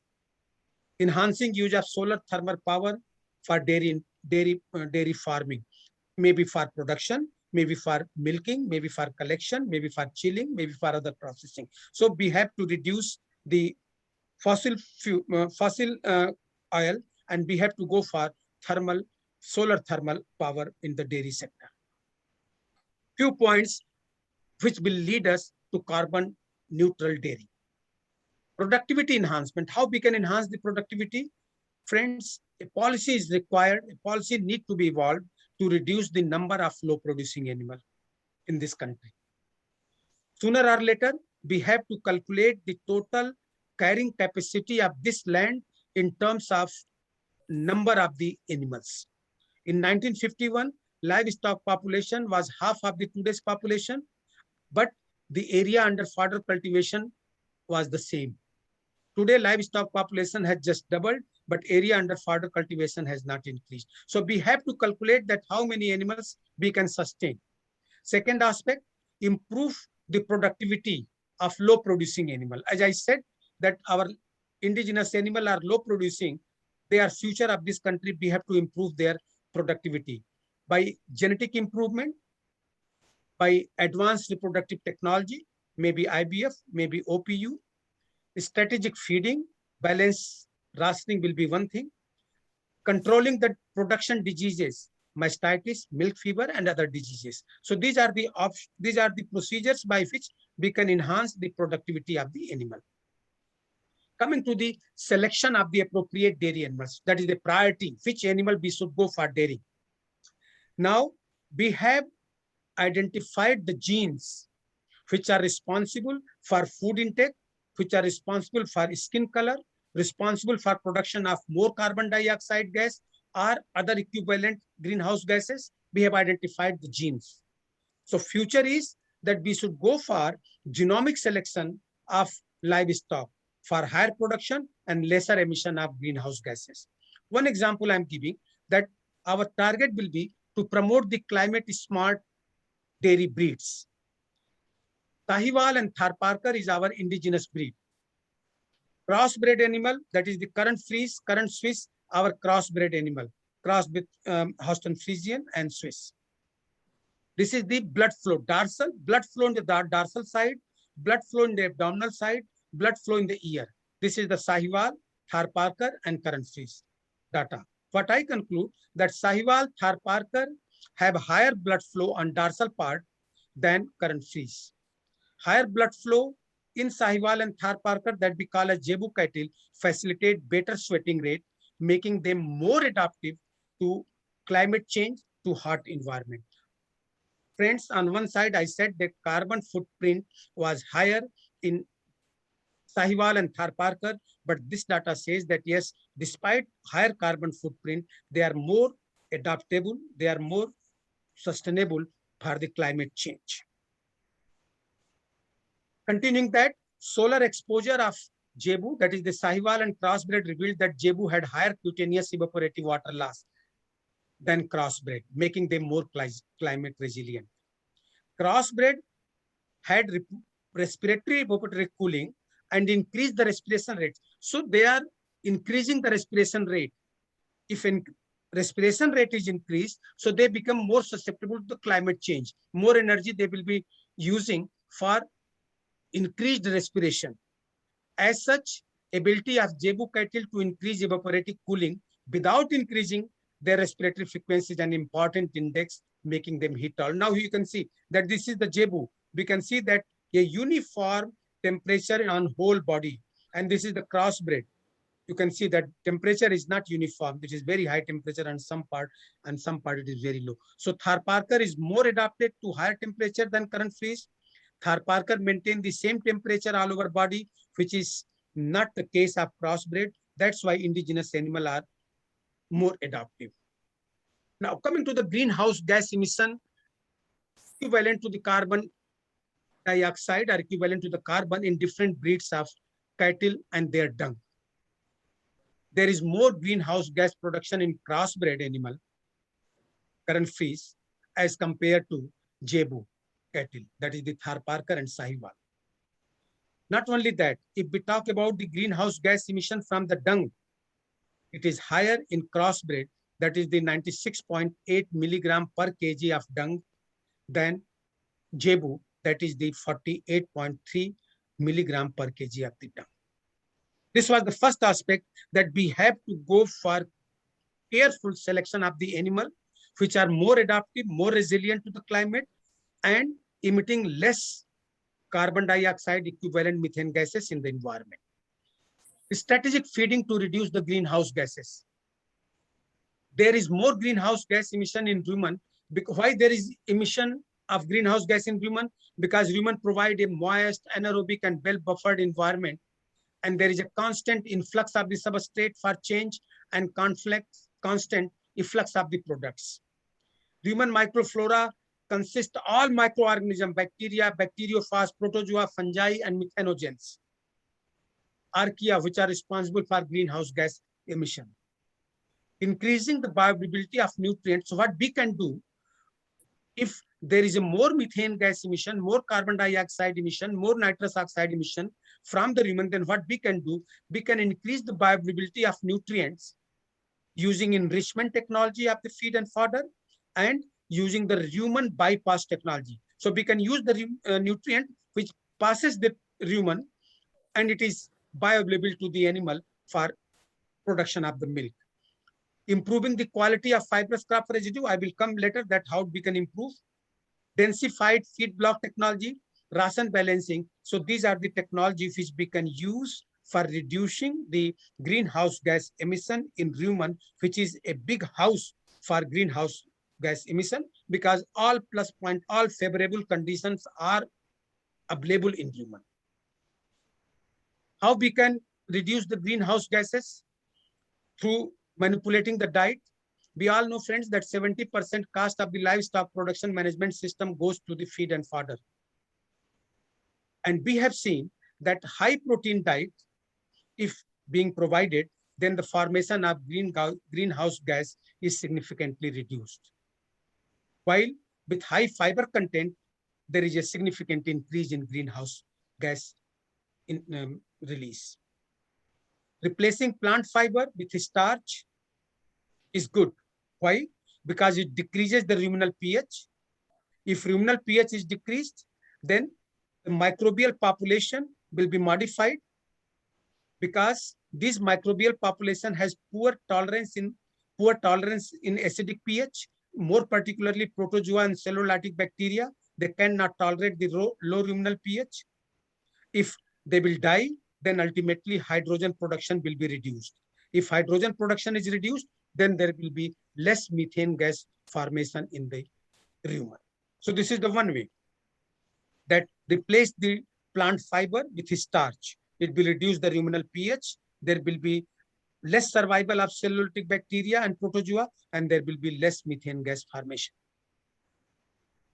Increase the dietary fat content in the feed and fodder of the animals. If dietary feed content is increased to 1%, then it can decrease the enteric methane gas emission to the tune of 4 to 5%. In the same way, medium chain fatty acid is having very good potential to reduce both the methanogens and methanogenesis. Means methanogens, which are responsible for producing the methane, and methanogenesis, the process. Experiments have proved that if diet contain coconut oil which is rich in medium chain fatty acid. And this medium chain fatty acid is lauric acid and myristic acid. If it is rich in this coconut oil, then greenhouse gas emission is drastically reduced by 88% in vitro and 73% in vivo. So what I conclude that medium chain fatty acid should be part and parcel of diet of dairy animals. Another point, polysaturated fatty acid also decreases the methane production through its toxic effects on cellulotic bacteria and protozoa. Fatty acids from linseed have been found to reduce methane production in dairy cow without affecting animal performance. Another point, linseed oil, linseed cake must be used in the diet of dairy animals. As has been said earlier also, probiotic-based microbial feed additives with Saccharomyces cerevisiae and Aspergillus oryzae, these two probiotics we have identified that they have been found to reduce the methane production by 50%, which is directly related to reduction of protozoa growth by 45%. So if we are using this probiotics, Saccharomyces cerevisiae and Aspergillus oryzae, then they will reduce the number of methane producing protozoa. Simultaneously, they will reduce the number of methane gas production. Two more slides, microbial feed additives and other strategies to reduce greenhouse gases significantly. As greenhouse gas production is associated with ciliated protozoa, we have confirmed that it is directly associated with the protozoa and more particularly which are ciliated. And they are contributing around 37%, 9 to 37% of the total greenhouse gases. So what option we can have? That we can go for removing the ciliated protozoa that we call as defaunation. That is the elimination of protozoa from rumen may be another good strategy. So there will be no ciliated protozoa, there will be no greenhouse gas production. So we can say that yes, defaunation is one option for reducing the greenhouse gases from the dairy sector. Further, another option is by increasing the number of sulfate reducing bacteria in rumen through diet. Dinitrobacterium detoxificans is one bacteria. Bollinella succinogens is another microorganisms. So if we increase the number of these two sulfate reducing bacteria, Dinitrobacterium detoxificans and Bollinella succinogens in rumen, then availability of hydrogen will be reduced for the methane production. So that is another scientific option, which is the future. Among other strategies, administration of anthraquinone, inophore antibiotics such as monensine, organic acid such as dicarboxylic acid, and among dicarboxylic acid, malic acid and fumaric acid has been found very effective.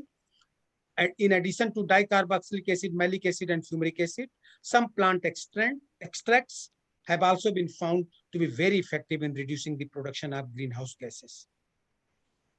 Last option, what we can say, that few biotechnological approaches, such as development of vaccine against selected methanogens, maybe ciliated protozoa, maybe microbes, use of bacteriophage and bacteriocins are newer approaches. So these are the newer scientific approaches for reducing the greenhouse gases from the dairy sector. In addition to manipulating the feed and fodder, selecting the good breeds, going for genomic selection, enhancing the productivity by using biotechnological tools, reproductive technology, another option is by manure management. Proper waste management to mitigate or to reduce the methane gas emission is most important. Livestock-based, especially dung, is the major source of greenhouse gas. Not only emission of greenhouse gas, but also of pollution, pathogens, and odor. Farm-based are having rich source of energy and fertilizer elements which can be used for the agriculture. We have calculated that the animal waste, dairy waste, has so much nutrient that it can go for at least 20% of the total agricultural farming organic. Most mitigation practices involves shortening the storage duration of the dung, appropriate timing of application of the manure, and use of anaerobic digesters. I'm talking about the manure management. We found that covering of ponds, tanks, and lagoons also reduces the emission of greenhouse gases. Integrated livestock production, as was our practices earlier, is now seen a good practice. If we are following this integrated livestock production, then it has advantage of water harvesting, in situ resource management. There will be reduction in greenhouse gas emission, reduction in soil loss, sustaining soil microbes, contingency during failure of funds, and then contingency to the farmers during failure of funds. Here I would like to say that 50% of our soil microbes are not working at present. So livestock manure management as a fertilizer is need of the day. Our soil microbiota is not functioning. There is nutrient deficiency either in terms of NPK or other nutrients. How we can conclude this? Dairy animals are both a victims as well as cause of carbon emission. Carbon emission means greenhouse gas emission in terms of carbon equivalent. It is important to identify the breeds with inherent genetic capability for emitting less carbon with good production. The process of feed production is main contributor, and it is contributing almost half of the greenhouse gas emission from livestock sector. So technology for feed production has to be revisit. Enteric fermentation is the largest greenhouse gas contributor in the animal production stage. So proper management of waste is also need of the day. If animal number continue to increase and feeding practices is not changed, global emissions because of dairy production will continue to increase. So very clear conclusion that if animal number continue to increase and we are not changing our feeding practices, then be sure that dairy will continue to contribute the greenhouse gases. An integrated approach of craft livestock agri-food production system would improve the resources use efficiency. Uncontrolled and poorly regulated growth of intensive dairy production unit at peri-urban area need to be regulated. In Delhi, if you come in peri-urban area, you will find this problem. Carbon neutral and climate smart dairying is future. And if not taken care, dairying will negatively impact the environment, especially in arid and semi-arid region. And I tell you that our majority of the dairy animals, milk producing animal, are in arid and semi-arid region.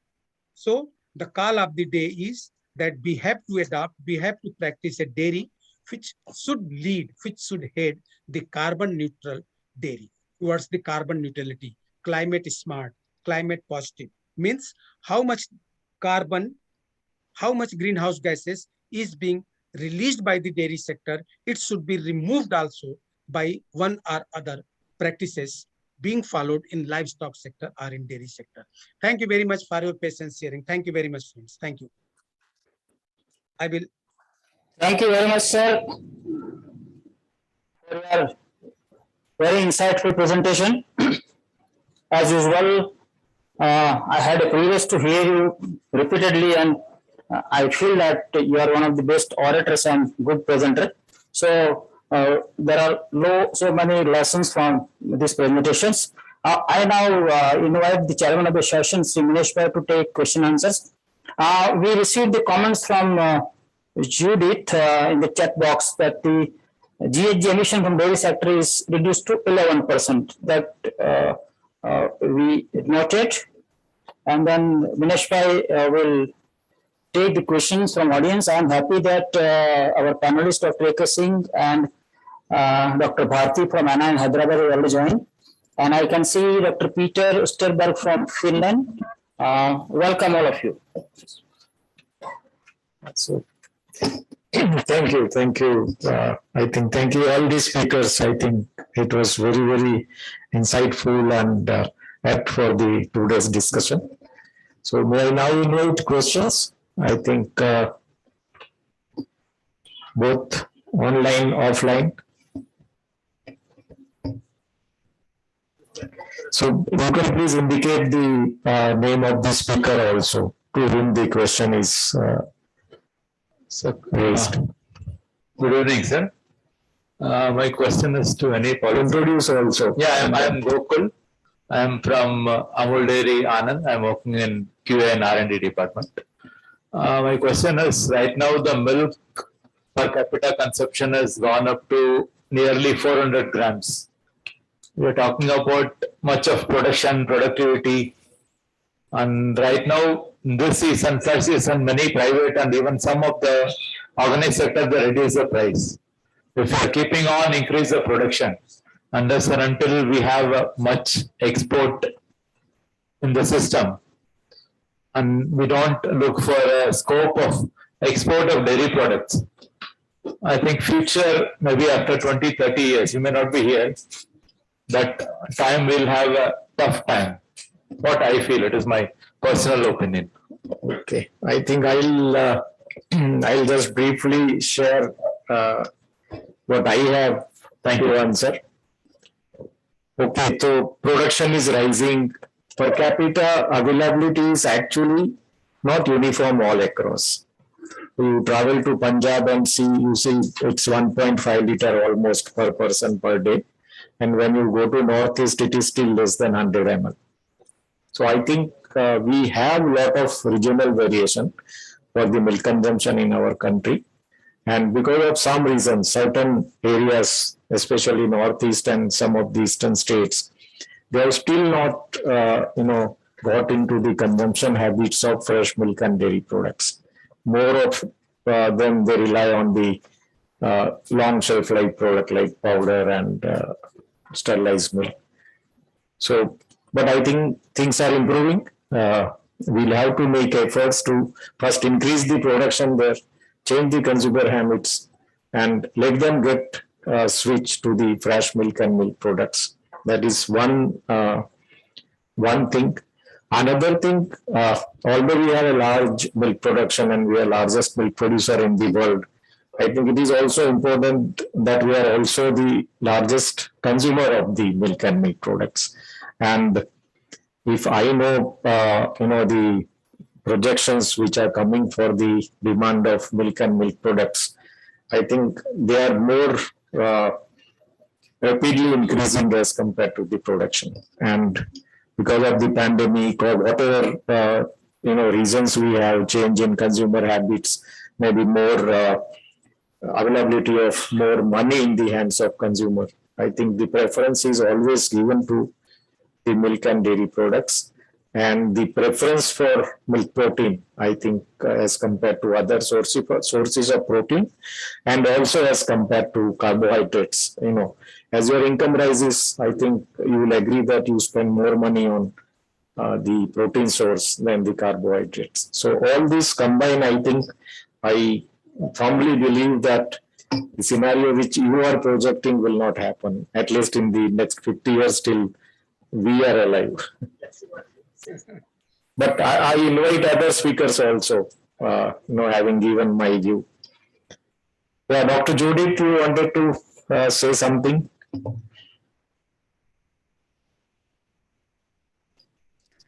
No, I didn't have a hand up. If you want me to say something, I can. One thing that I would just like to say on the whole environmental piece is, I'm living in a country where a law was passed 2 years ago to say that all emissions have to be net zero by 2050. And a law was passed in 2021 to say that by 2035, we have to cut our emissions by 78%. So I think as time goes forward, we're going to see more and more, not just aspiration around getting to net zero, but law about getting to net zero. and every sector will be required to play its part. So I think we have to keep that in mind as dairy. We have a tough job because we have to feed more people with less land and less inputs. But we can do it. We can do it. Thank you. Thank you. Yeah. Yes, sir. I have a question to Caroline. Caroline, good afternoon. This is Professor Joshi from India. I have a question. You know, you cover two most important issues about the SDG. First and second goals of SDG remains, elevation of poverty and zero hunger. Now, if you see in Indian context, the majority of the population, the marginal farmers, they are dependent on dairy. And as you are aware, on this 30th of November and first week of December, we are having this WTO Ministerial Conference. WTO is the WTO field, the food security to the people. And WTO, the is free and fair trade. Now, let me tell you, as you are aware that 24% of the poor income is 1.9. Yeah. Available.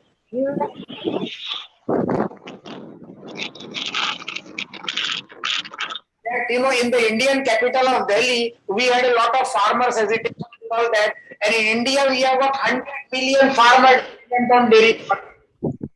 Only 10,000 in Australia and less than providing food security to them.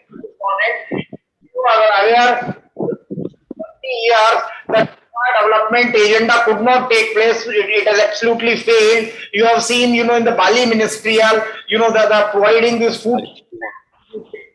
It absolutely did not took place. And I look forward to in this ministerial, that the food security to these poor people is kept. So the question was, in RCEP, and we are very in FTA with European Union, and we also after the Brexit, Dr. Judith also we are looking for it also, and we are working.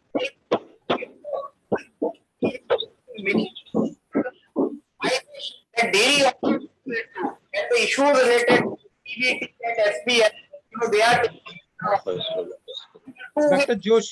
Dr. Joshi, you are not very clearly audible.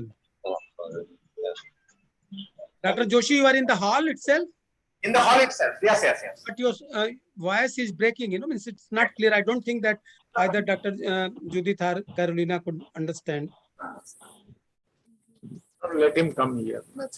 So that will be better. If you come on the stage and speak, then I think it will be better. Yeah. Okay, so is it clear now? Yeah, it's now clear. Acha, Caroline, could you listen to me what I said last time? Could you listen something or should I repeat? Yeah. Actually, no, I did understand that your context is talking about food security, trade, and how we mix, how we combine, we balance local production and trade. I will briefly tell you. You raised two very, very important issues. The first issue you raised was the SDG and, dairy, to deliver the SDG. And, I am talking on the SDG because after, 7-8 days, we are having the WTO ministerial in Geneva, which is happening. And if you see, last time we could not had it, but now, because of the COVID, so now it is after 4 years. As you are aware that the Doha Development Agenda for last 20 years did not deliver anything. In India, dairy is one of the most important parts for food security. India is home to 24% of the people who live in extreme poverty. India is home to more number of people who are in extreme poverty than 54 countries in Africa taken together. And as you are aware that, the India, despite being the largest milk producer, 23% of the share in the world milk production, our share in the world market is less than 0.4%. So, and, after the Brexit, to Dr. Judith also, we are very keen to enter into an FTA with European Union as well as with Britain, independently both. As you are aware that India could not sign the FTA with RCEP. And I want dairy to be an integral part of this FTA. So two questions. One is on the food security issue, and if the WTO cannot provide food security to, you already told, 1 billion people on the whole earth who are poor, undernourished, and hungry. So I think you cannot leave this, hungry people across the world, in the name of fair and free trade, and trade cannot be fair if these 1 billion people across the world are left to die. Number one. The second question is, I wish, and therefore I wish, I am very sure that, countries like America, Canada, and, a large number of countries, they are not supporting India. As a result, the Doha Development Agenda could not be concluded for last 20 years. You are aware that in the Bali Ministerial, India got a peace clause to provide these, the food security to our people. And, had we not done this food security to our people, in India, you could have seen much more number of deaths by hunger than the COVID. But I think you should compliment us the way we have managed, the food security and the people in this country. And herein, I would wish, the two things help. One is to provide food security, and allow India for buying the food stuff, including the dairy product at the subsidized prices because of food security and dealing with the hunger. And second thing is the peace clause. So far we had a peace clause which, in 2013, and from peace, it was only for 4 years. We wanted a permanent solution for that. And if we fail now, in the first week of December, then I think we are missing the bus, and probably, take me granted, I have written for the Financial Times and all other newspapers as well. The credibility of the WTO is going to be at stake.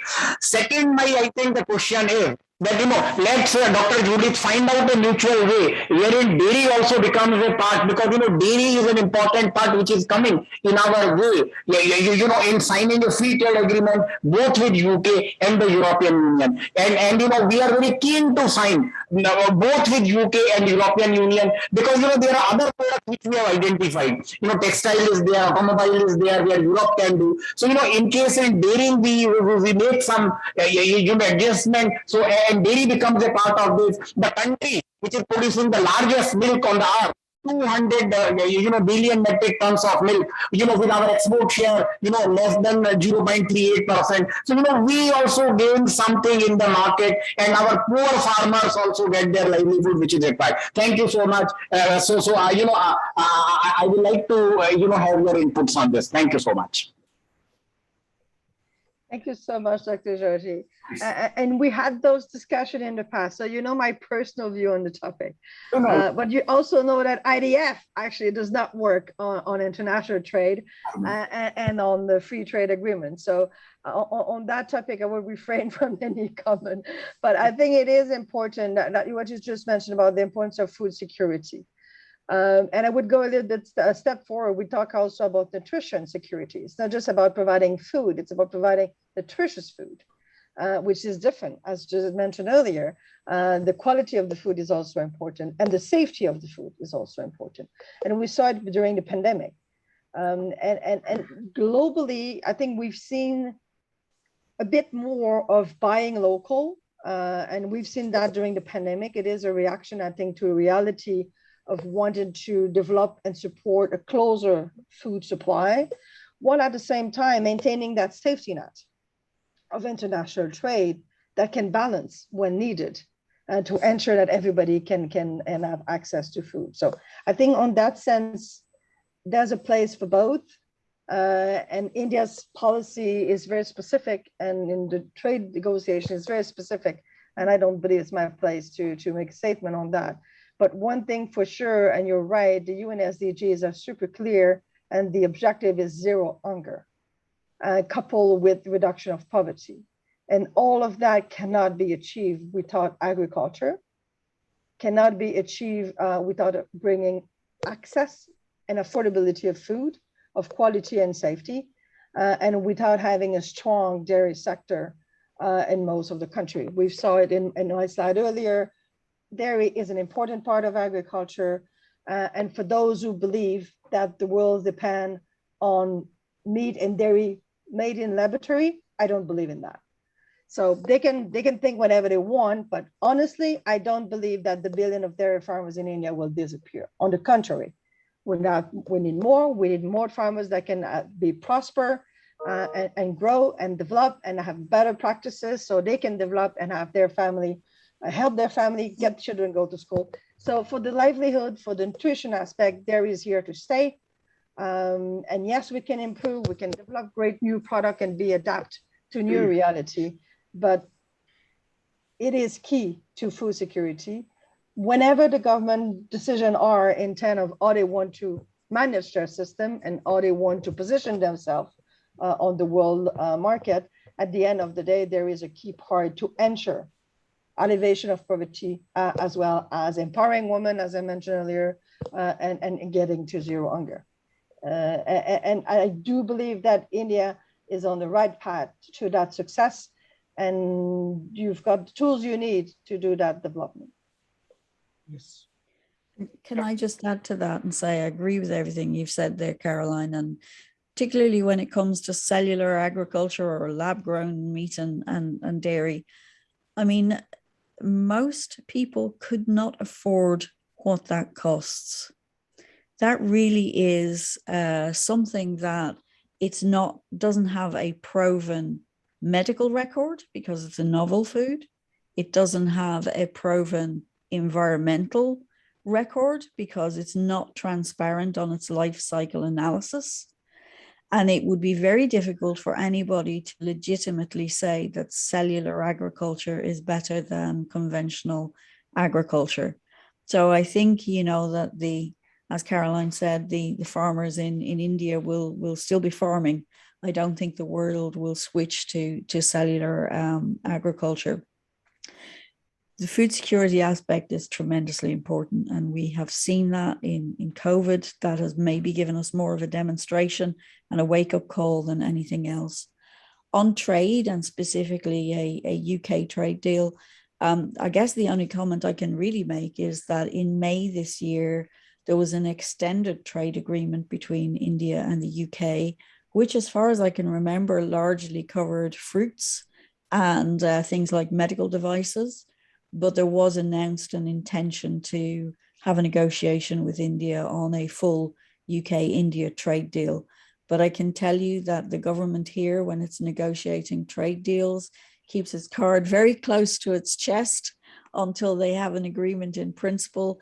So I'm not sure what the discussion is at the moment in terms of what will be in that deal. But I think they are also moving very fast with their trade deals. Faster than we have seen trade deals move in the past. So it may happen. Thank you, Judith. You are very right. The government keep it very close to the chest, but we are very close to the government and we work hand in hand with the government. Thank you. Well, at least your government talks to you. Dr. Joshi, can I add few points? Please. Dr. Joshi. Go ahead. Thank you very much. Specific 4 or 5 points.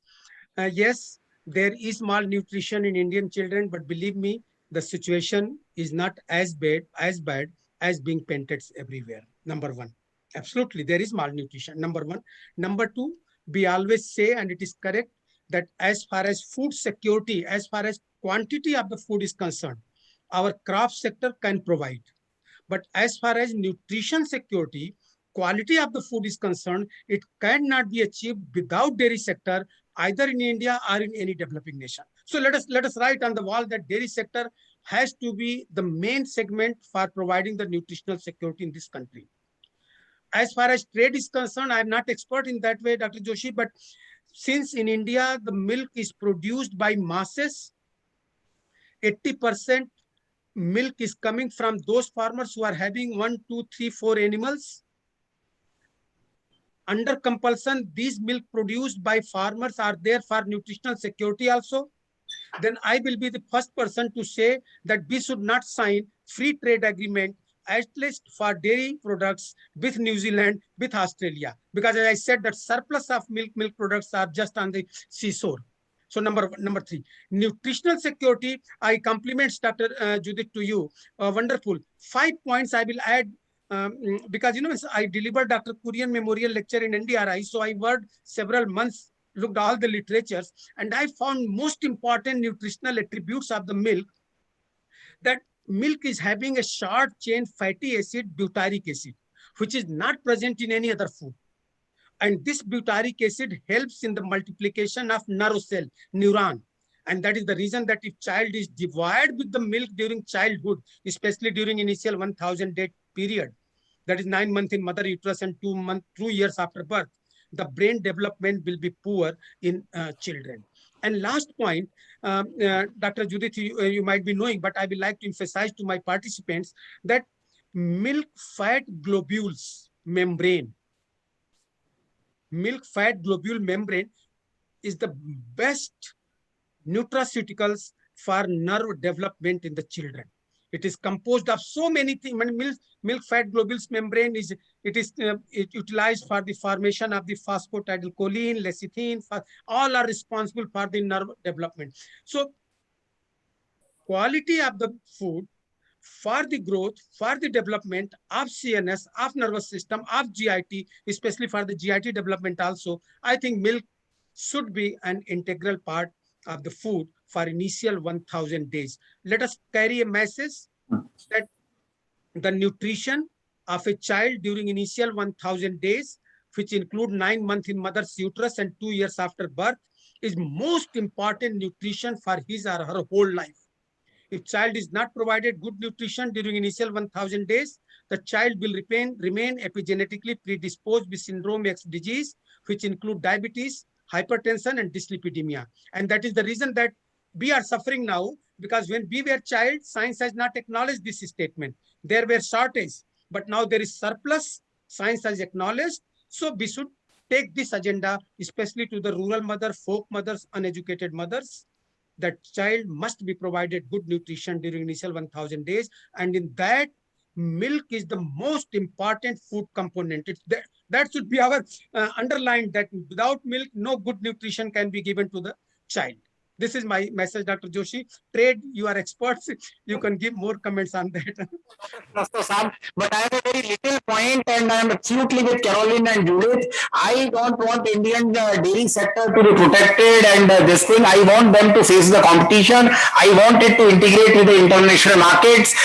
Only if it has competition with the international market, then only Indian trade will improve.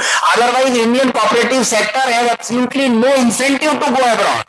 They want to protect the complete, everything in terms of quality. They will improve only if there is a competition. But only thing is what I am, what I talk at every international level in which we are doing, we have done a great homework this time for our WTO this time, that, taking into consideration the Indian situation, some sort of, Judith, although it's very close to the chest, but, we can have an early harvestment for a few products and a few markets. But if Indian dairy sector remains protected, it would never improve. You have seen only free trade improve, on the competition improve that. And Caroline is working very hard. I know she will not speak on this because we have talked, at multiple times on the issues which are controversial. But at the same time, India has to improve both in terms of the quality. India has to improve in terms of the, the environmental issues, the climate issues, which now absolutely we are committed to. But at the same thing, we want is mutual recognition of our quality standards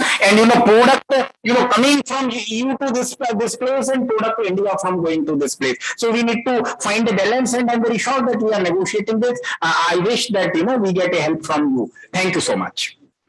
Caroline, you have to say anything?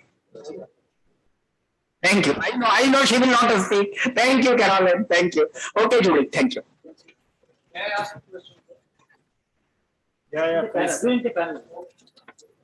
Or we can take last one. Okay, last one.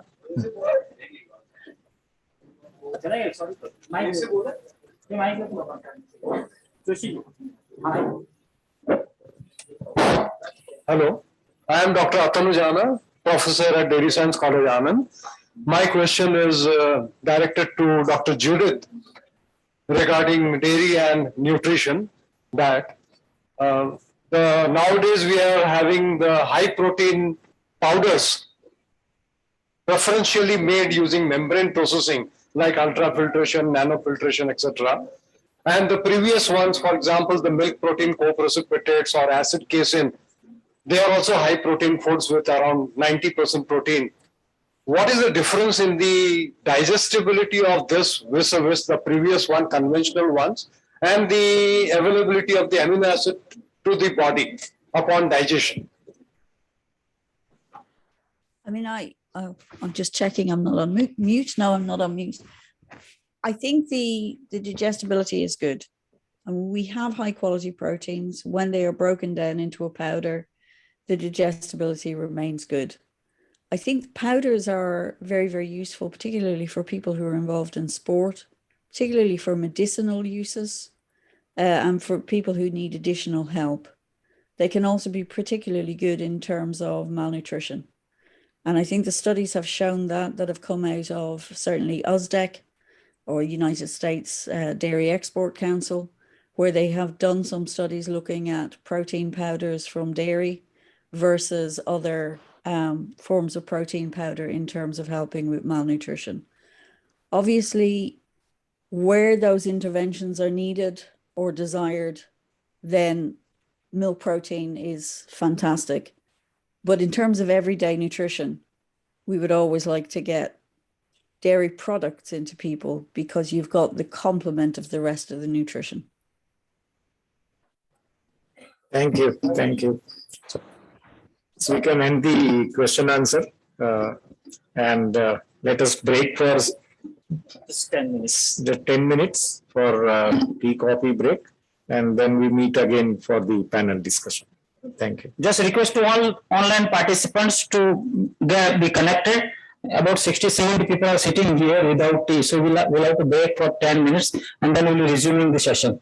So thank you so much, all the speakers, and then panelists and others are requested to wait. Especially, I see Dr. Bharti and Dr. A.K. Singh. We have 2-3 physical panelists here. So we'll be joining very quickly within 10 minutes. Thank you so much.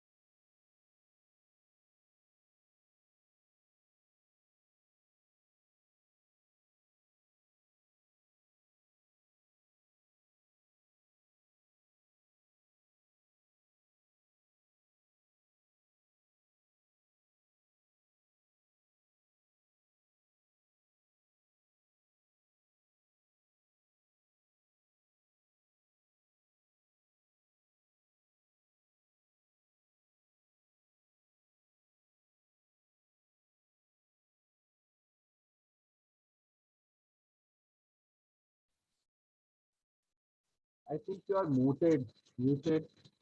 Please unmute yourself.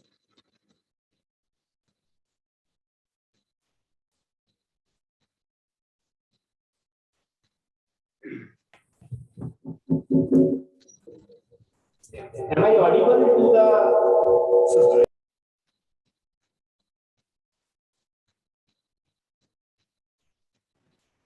Yeah, thank you very much. So I would like to start with, what the DG IDF, Caroline told us. Milk is central and essential for integrating efforts to combat poverty and hunger. And this is so true. And the moment that poverty and hunger has been taken care of, then what happens? Then milk becomes poison. Then we shift from our daily routine kind of food to something like veganism and all that, because hunger is not there. Then we have all the rights to talk anything about any kind of food we can have. Instead of going for any kind of science-based evidence, we start considering the opinions, we start considering, what the people are talking about, as she has talked about the challenges, that how to prove science on social media. If you look at YouTube alone and if you write milk is poison, you might find hundreds of videos on this. Hundreds of. We are blessed, at least the people who are belonging to dairy industry, we are blessed because we belong to an industry which belongs to the first food of life, that is milk. Now, coming back. Today we are going to look at what is the consumer's perspective of food. It is not about what we are telling them. We do a lot of things right from, I think in the morning, Mr. Minesha was talking about all kind of sex sorting, feed management, and then we talked about the GHG part also. In manufacturing, we are manufacturing expert, what kind of technologies goes into it, quality assurance while procuring milk and all that. But at the end of the day, is the consumer really aware about it? Or forget about it. Is he really interested in it, knowing all this? Foreign whatsoever being sold, whatsoever being offered, that becomes the most important thing.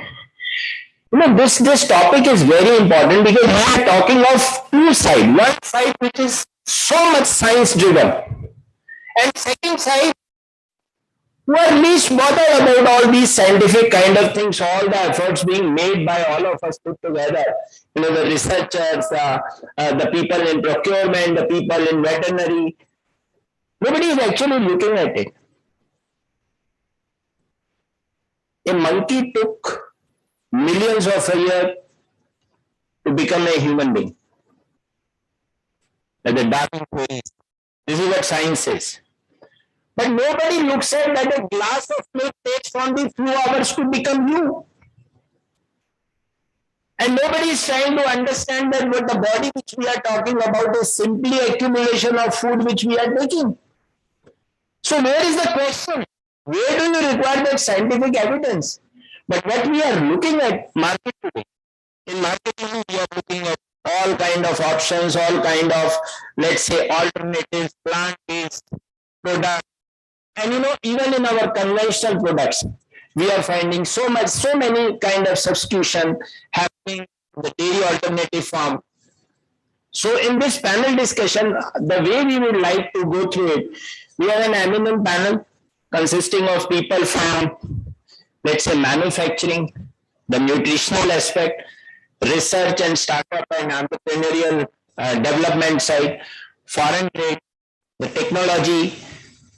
Now, looking at all these aspects, if suppose, if we look at the same issue from different angles, from the angle of these experts, probably we will be finding something interesting by the end of this panel. So what we plan, in next 40-45 minutes, we would like to have two quick rounds. Right in the beginning, I am telling. The first one relates to that is in this changing environment, where people are talking about veganism, people are talking about plant-based beverages, people are talking about going for food where they are challenging the very nature of milk itself. In one of the research in US, it was being seen, people, two nutritional labels were being shown. One was of almond milk, another one was of white milk. And then people shifted to almond milk because comparatively it was showing less of sugar. And the sugar of milk, which is actually lactose, the consumer is not known to it. He is not going to white milk because more of sugar is seen over there. Now you see, this is the state of consumer. Is it really worth pushing yourself so much for this consumer who is actually least bothered about all these things?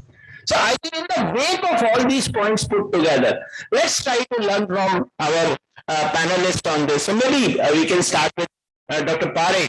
Just in the first round, a quick 2-3 minute kind of bite on how do you look at this changing, evolving consumer, and particularly, I would say, I would like to add one more point over here. In post-pandemic time, I think in all of my life, I have not seen people discussing food so much. In all of my life, I have not seen people asking me question about the food or telling me about food. And the kind of things which are coming, and I'll share some good personal experience very shortly. So, Dr. Parekh, how do you look at this evolving consumer, and how do you see that to this consumer, how to communicate about, let's say, the science behind the dairy? So, first of all, your quick comment on how do you see this evolving consumer? Yeah. Yeah, basically, whatever we are hearing about the vegan foods or other analogs foods, they are making more a marketing side of the things, basically more bombardment, advertisements. So we have to actually really educate more consumers about the value of the milk and the nutritional value, functional requirements. Like you see the idea of our Julia has also very much explained about the nutritional aspects of the milk. So this is very much important. Whatever the PETA group also, NGO, they are also trying to say this is a vegan food is better or plant-based foods are better than animal foods. But basically, if you see that our lifestyle, we are growing up in such a way where the animals are taken very much care of. So we call as a mother, sort of the cows or amrit milk. So basically, we have to make the review of the nutritional aspects of the milk, which is to the consumers. There are so much studies has been done. There is a lot of benefits are there. Milk is a completely food, and which has got a lot of advantages in terms of curing of some of the disease like diabetes or lifestyle, everything. So basically, we have to educate the consumer, make more bombardment of advertisement promotion to see that consumers don't get sort of a scare or go to the other food, because they are not a complete food. Basically, they are all fabricated foods with the chemicals or some of the other additives, and they are very expensive. You see the milk value wise also, nutritional compare, the value of the milk is under value. Yeah. When you compare with any other product or other things. So I think properly education, properly canvassing about the nutritional aspects is very much important, because a lot of other reports are coming, milk is sometimes called the black or something like that. So we have to educate the people, and the value of the milk has got a lot of, and we have done since our 2-3 webinar, we have done it to explain the value of the milk is very much important, but subject to the quality of the milk should be good. You see, basically healthy milk have a lot of nutritional benefits. Thank you. So I think it's a very good direction which you have given to us, that the nutrition is something which need to be communicated, and as Caroline was also mentioning about having some platform in the IDF side, where communicating, creating infographics and talking about in school milk program about all these kind of things. And I was also wondering, Dr. Srivastava was mentioning that while preparing for one of the Dr. Kurian's memorial lecture, and when he was going in that, then he found out that milk has got those short chain fatty acids, that is butyric, which is very good for, from the perspective of development of neurons and for this mental faculty or development of the kid. How important is this particular thing, And the people belonging to the science side, that is the scientists themselves, are taking so much of pain going into depth and understanding it. But how to communicate it. I think there is a need to communicate the right thing to the consumer. Right now, the thing is that whatever is being served to him, somebody has rightly said that whatever controls our mind controls our life. And if we look at on an average today's data of 3 hours consumption, 3 hours, full 3 hours kind of consumption of this blue screen product which is there in our hand every day, you can imagine who is controlling your mind and who is controlling your life. So I think maybe we need to have some real good structure of communicating right to the consumer. Yes, Dr. Joshi, please, I would like to have your point of view. Thank you so much. I think you have covered. Hello? Okay, thank you so much. I think you have covered the point which is extremely important because the entire concept of plant-based, the plant-based drinks. I will not call it milk. Under no circumstance it's milk. So these are the plant-based drinks, and there is an what I think, I will not mince my word, which I talked at IDF as well multiple times, that it's a commercial complaint to malign the milk, and scientists have no role to play here. The whole role is coming from the promotional strategies. The promotion is, it's all the marketing role. Scientists can give you the proof that this is, but the thing comes in communication. Now, who will communicate? You said that we have to communicate. Now, individual cannot communicate. Scientists cannot communicate. Institutes cannot communicate. So, what I wish is the dairy associations, say Indian Dairy Association, the State Dairy Association, the dairy boards which promote the milk, like milk boards or National Dairy Development Board, they should, do a plain campaign. The campaign that you are looking for the plant-based food we should do. And, I have discussed with Dr. Caroline as well, that, even the IDF should do. And I ideally wish that all the dairy development boards from across the world should put part of the fund to IDF at their disposal so that we can have this campaign across the world. Now I'll give you, so as to increase. Now, if you see, if the 200 million metric ton of the fluid milk is consumed, the consumption of the soft drinks is almost 2.5 times in the whole world. Because the new generation is more convinced with that. When you were talking of sugar, the scientists know more about the sugar, but I'm sure the people do not know. I am not very sure whether you will be able to convince them that the soft drink contains 10.5% of sugar. If you take 1 glass of soft drink, you consume 6 to 8 teaspoons of sugar. Wherein 1 glass of milk, we take only 1 teaspoon of sugar. So I think all these things have to be consumed. And I'm very sure there is a commercial, political aspects of it. That, whether the mighty corporations, like the soft drink corporations, where there is a duopoly in the market. Milk, there are multiple brands of the milk. But in the soft drink market, in the whole world, there are 2 or 3 players across the world. So those mighty corporation, how will you? Soft drink is one. And then the second thing which is coming is, so these could be a substitute. This is the plant-based drink. So they say that you talked about, almond and almost everything. If you see the PETA kind of organization wherein, across the Europe and all developed world, and now in India, they have started putting, lot of big posters and big, the hoardings that if you take milk, then I think, you are harming yourself. So only thing is, let's not go here on the scientific methodology on which we have gone. And last time in that Turkey in the world, the dairy summit, our, the theme was also, on that communication was, how the dairy food is better than the plant-based milk. So I wish that each one of those who are associated with the dairy industry should put up some funding, and if you see who gains, so what we call is a generic marketing. Like in America, when the consumption of milk was falling, they had that, drink milk campaign. So take more milk. Have you taken milk? They use various, the film stars to take milk. So, the Got Milk campaign was which was, I think, advertisingly extremely bright campaign that they had.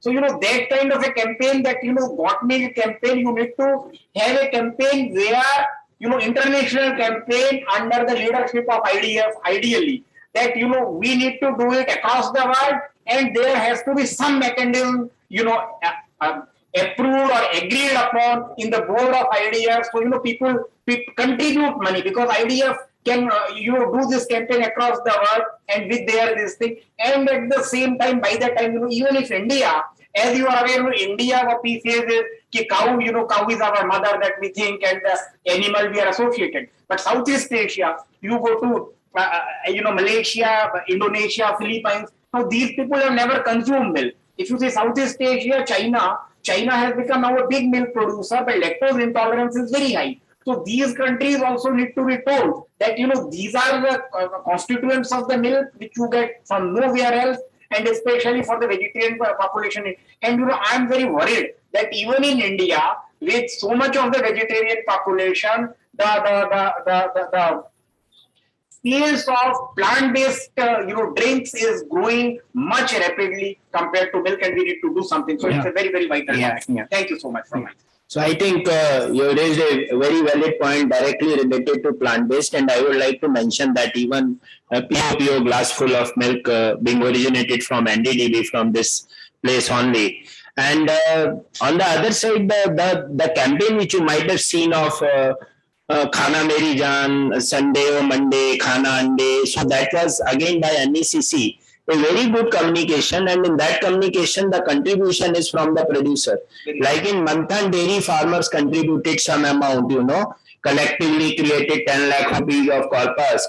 On similar lines, with each liter of milk, if 1 paisa is going somewhere and getting created, I think it could create much stronger, like I am fully with you, much stronger a communication which is more sustainable also, because on daily basis, at least in organized sector, we are having close to 11 crore liters of milk per day.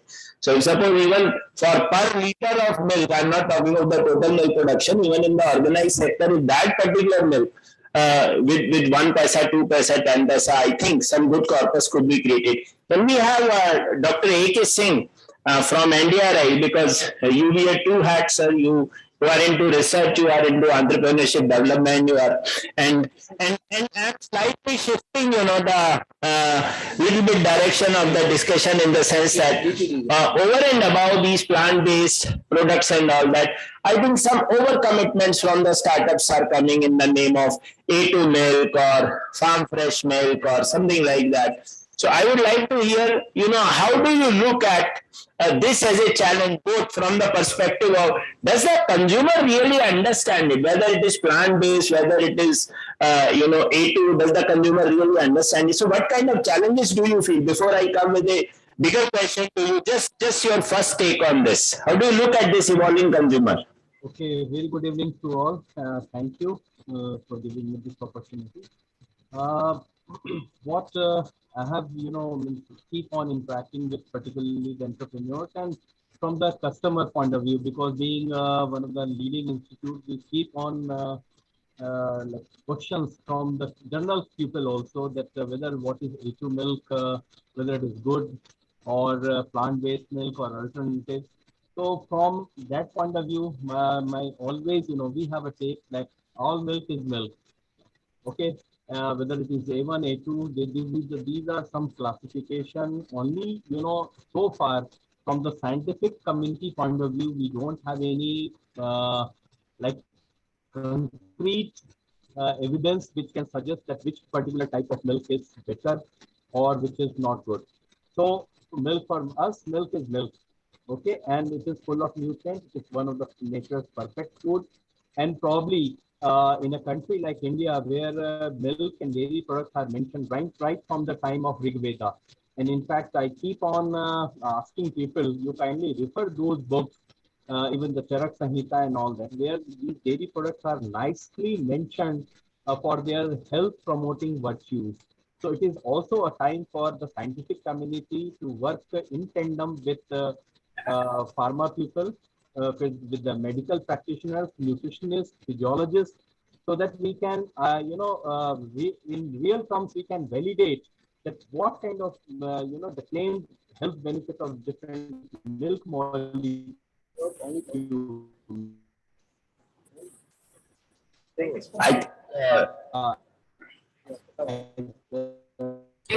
Some network issue.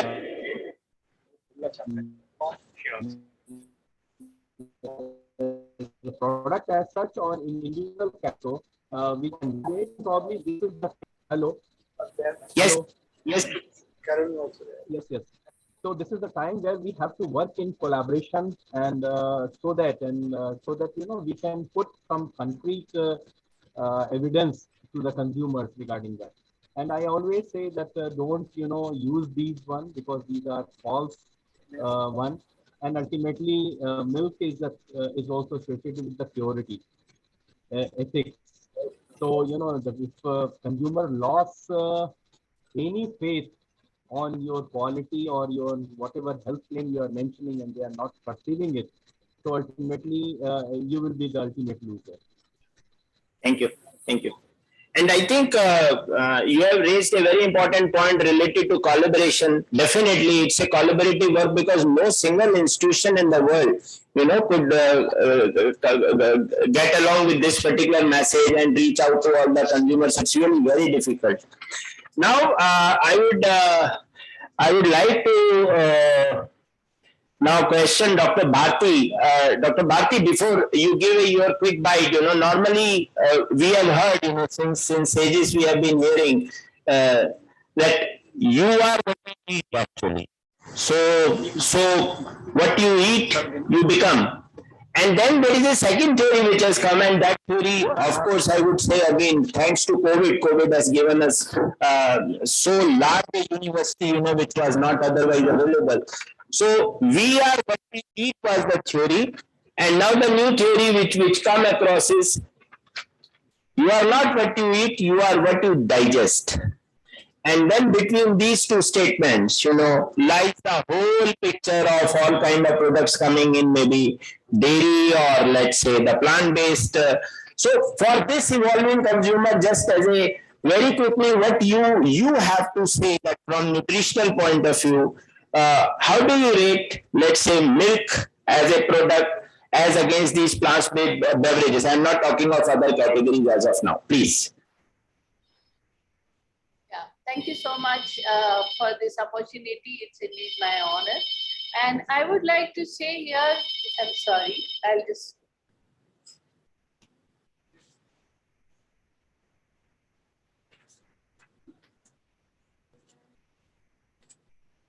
I'm sorry. So what I would like to tell here is that the evolving consumer is too much focused on prevention of non-communicable diseases. And especially in the post-pandemic time, there is also a lot of focus on boosting immunity. Whereas if we consider the milk and milk products, they are important throughout our life course. Like the earlier speaker said that during the first 1,000 days of life, it's important for the growth of the unborn child. And during the first 2 years of life, it is important for the growth of the baby. And we have to understand that during the first 1,000 days are very important for the growth of the brain, because 80% of the brain growth and development occurs in the first 1,000 days. And brain has a huge requirement for fats.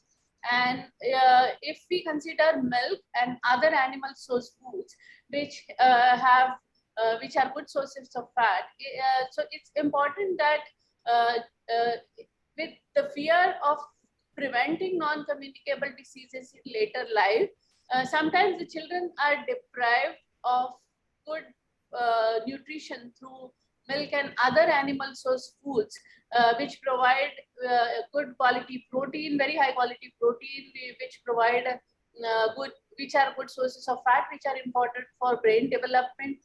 Coming to the later part of childhood growth, the growth of the muscles occur during this time, and muscle growth is very, very important for physical performance.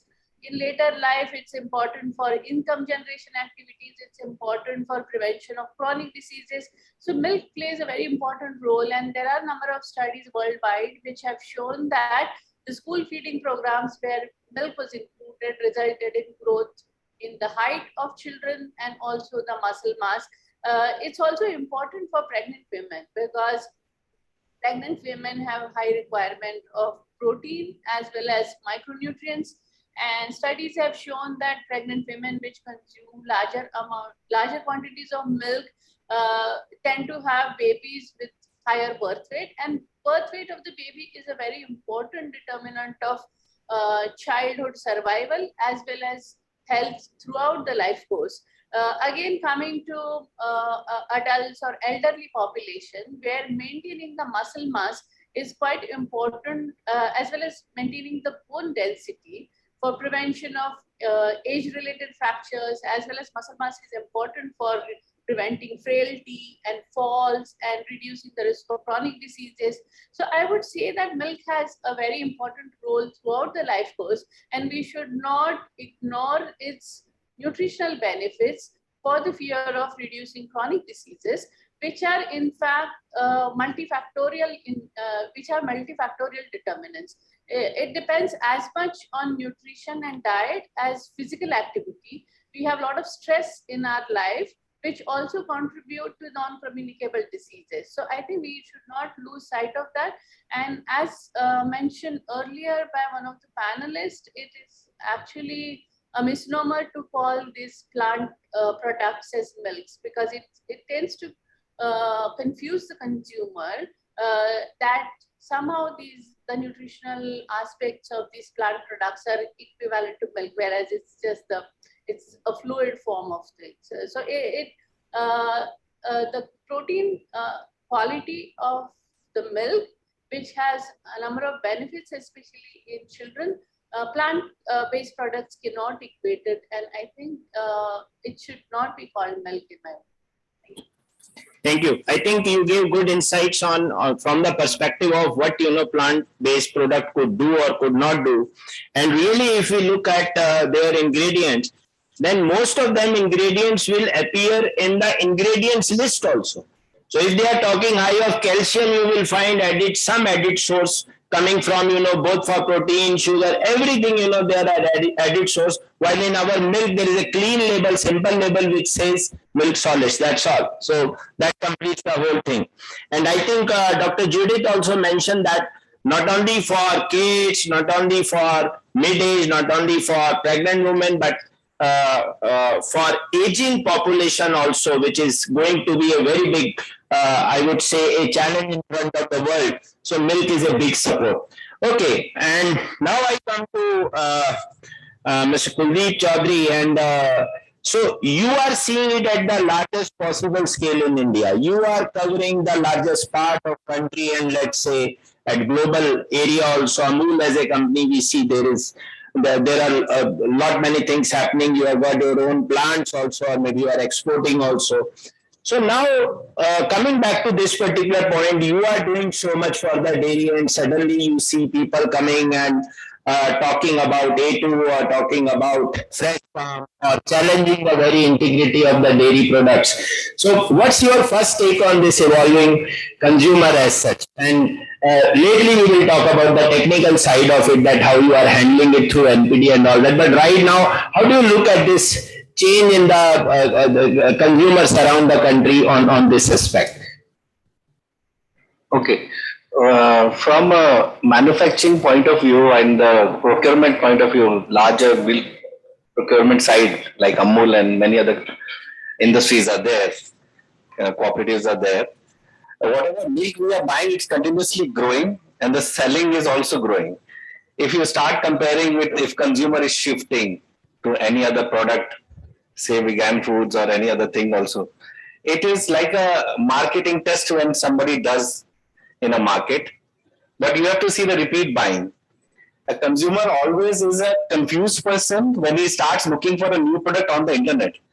But the life cycle of that confusion ends when he buys the first time the product, and the value for money is not there.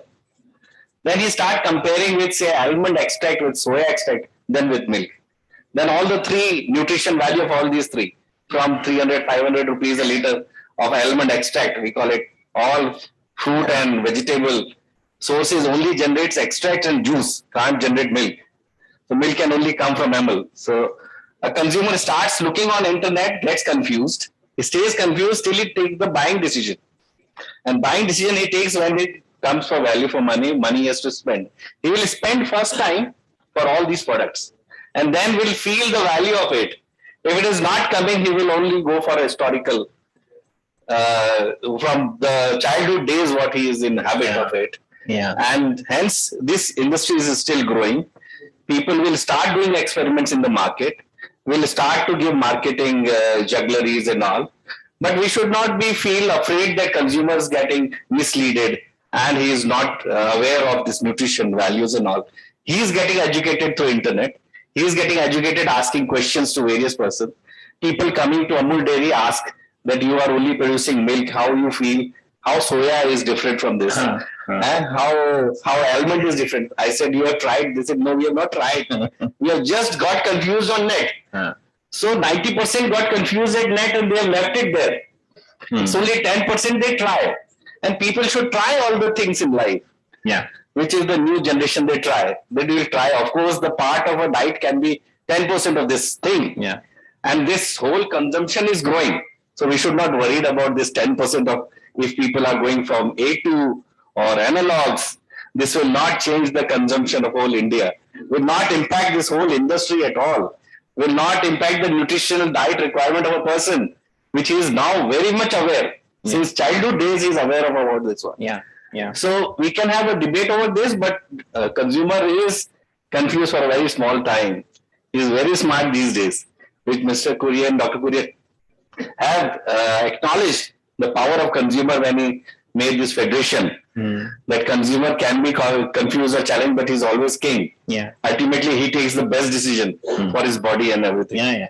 So we can have a discussion of all these things. It's just new things coming up. People gets involved into it, gets deep into it. They ask what is A2, and we will say it's a different kind of a protein extracted from the milk only.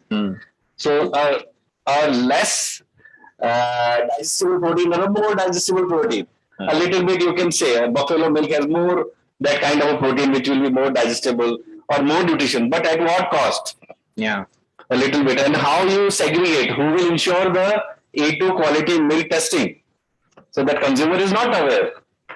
So it's very difficult. And he is not even aware the level of testing facilities which Amul has created, or let's say the dairy industry. Right. These players have, created to prove the authenticity. And now I'm shifting. So what I'm doing now, let's take the second round from this point onwards.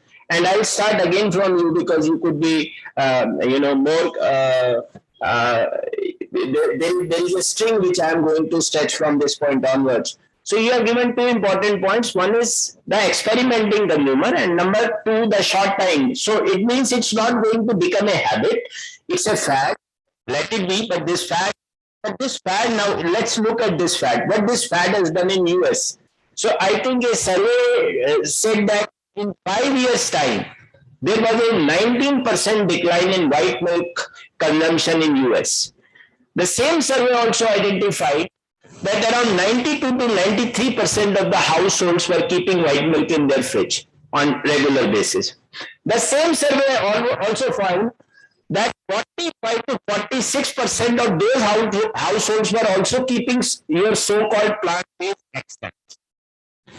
The industry size rose to a $13 billion. As against dairy, $13 billion is hardly peanut, let's say. I'll put it up like this. In India, this business is standing today at 150 crore rupees. In India, it is expected to be by 2025 close to 600 crore rupees. But the thing which we are not actually seeing clearly, a particular survey being done by the regulator in India also saw that products like paneer, khoa, ghee, more than 1/4 of them was having vegetable fat. It was chemically adulterated. But if I look at those sectors, the informal sector, which is still, let's say, of the total milk produced, 80% of the total milk sector, if I look at that sector, then plant-based beverage, where all the focus of the industries is hardly 150 crores. But these three segments, let's say khoa, paneer, ghee, is having 200,000 crores. And which crosses the $13 billion. So why I brought these numbers? So that we can we can feel, the seriousness of how things are happening. Every other day we are finding news, khoya found with vegetable oil, ghee found adulterated. The regulator has, still they are taking some time, it will be done very shortly. I think 2 days back there was a case where a person launched 100% vegetable ghee, writing 100% ghee on that at 599 rupees, and some actions have been initiated. Means people have reached to that level where they have started to launch these products, not really caring about the labeling and all that. So my question to you is that Amul showed the world that, I think, new product development and churning around 4 products, 6 products, 12 products in a month, even that is possible. Amul showed to the world that when it comes to quality assurance, if Amul says it to, then they can validate it because they have systems at all possible places. If they say their ghee doesn't have any such kind of thing, then for ghee also they have invested in millions and millions, to create that system. But it means both for regulatory and authenticity, Amul has done such a wonderful thing. But the question is that how whole of this thing can be communicated to the consumer? How does the consumer really know about it? So what are those processes, So one side is what you have done, the science inside your organization.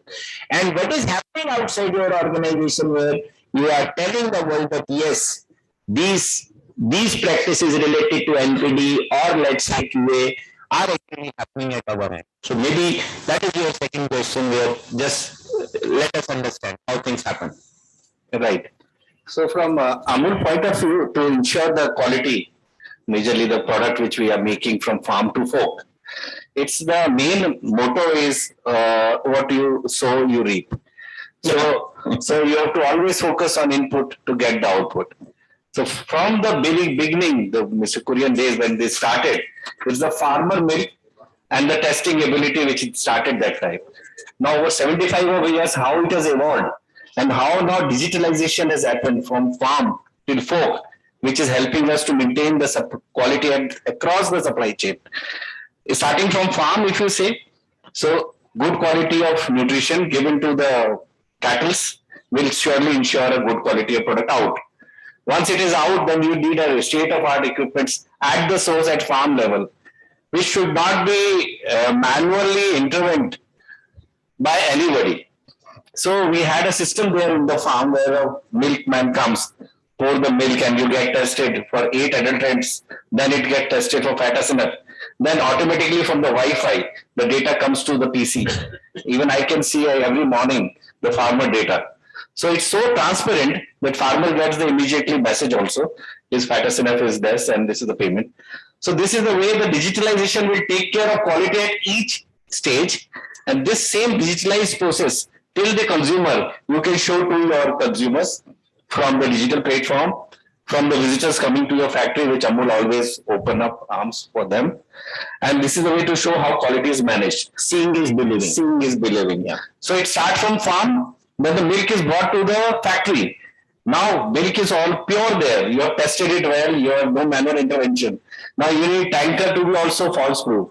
So we have now put a state-of-art sampling system on the tankers. So automatic sampling happens for the society. No intervention while milk going inside. Then the sealed tanker, CIP staged, CIP done from the factory, moves to the societies. Nobody can open any of the port. It comes back, then only we can open. Then this whole fat SNF is tested in the factory. Nobody has done any manual intervention. And then the product start making. For the product, you have a digitally made machines now. All the systems are there to check the product. You make HACCP studies, you do put CCP standards. Now CCP has to be checked by operators only. So how to ensure that CCP is done real time? We can do it after 2 hours, 3 hours. So we have put a digital system with barcode scanner and CCPs. So the operator has to scan, at the same time he has to enter the CCP data inside. So the digitalization process at each step is ensuring the full quality from farm to fork, which is a must and which is the value of money which consumer is looking at.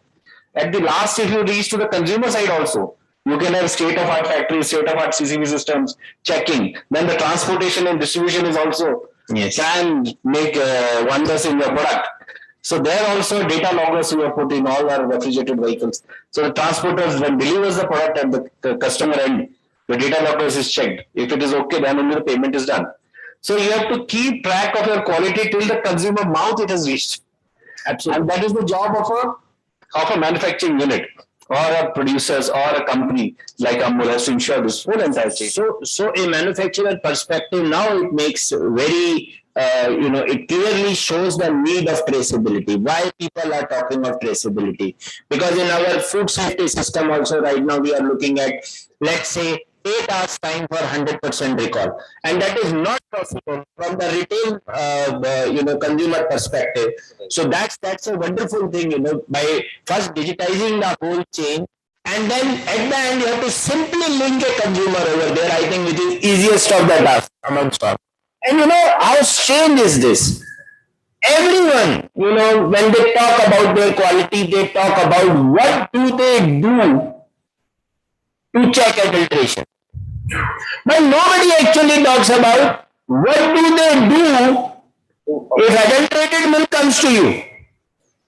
And that is where Amul became the first company to put a blue dye into it. The problem of adulteration is actually not only with checking it or having it or being reasonable for that adulteration, but how to handle that adulterated milk which has already reached you. And you have done such a wonderful thing. Again, say, we'll have to go back to the consumer and somewhere that bringing this science to the consumer in her language, not in our language. Maybe CCP and HACCP, the doors will be shut right in front of your face. Dr. Bharti, I would very quickly be interested in knowing from you, how it happens that, let's say, it's almost more than 3 decades since I've been working in dairy. And, how it started in 90s, what used to happen, suddenly somebody was getting some buffalo milk. And then they switched to skimmed milk or separator milk. I asked what happened in relations. So they said our doctor has told us, to switch to this skimmed milk.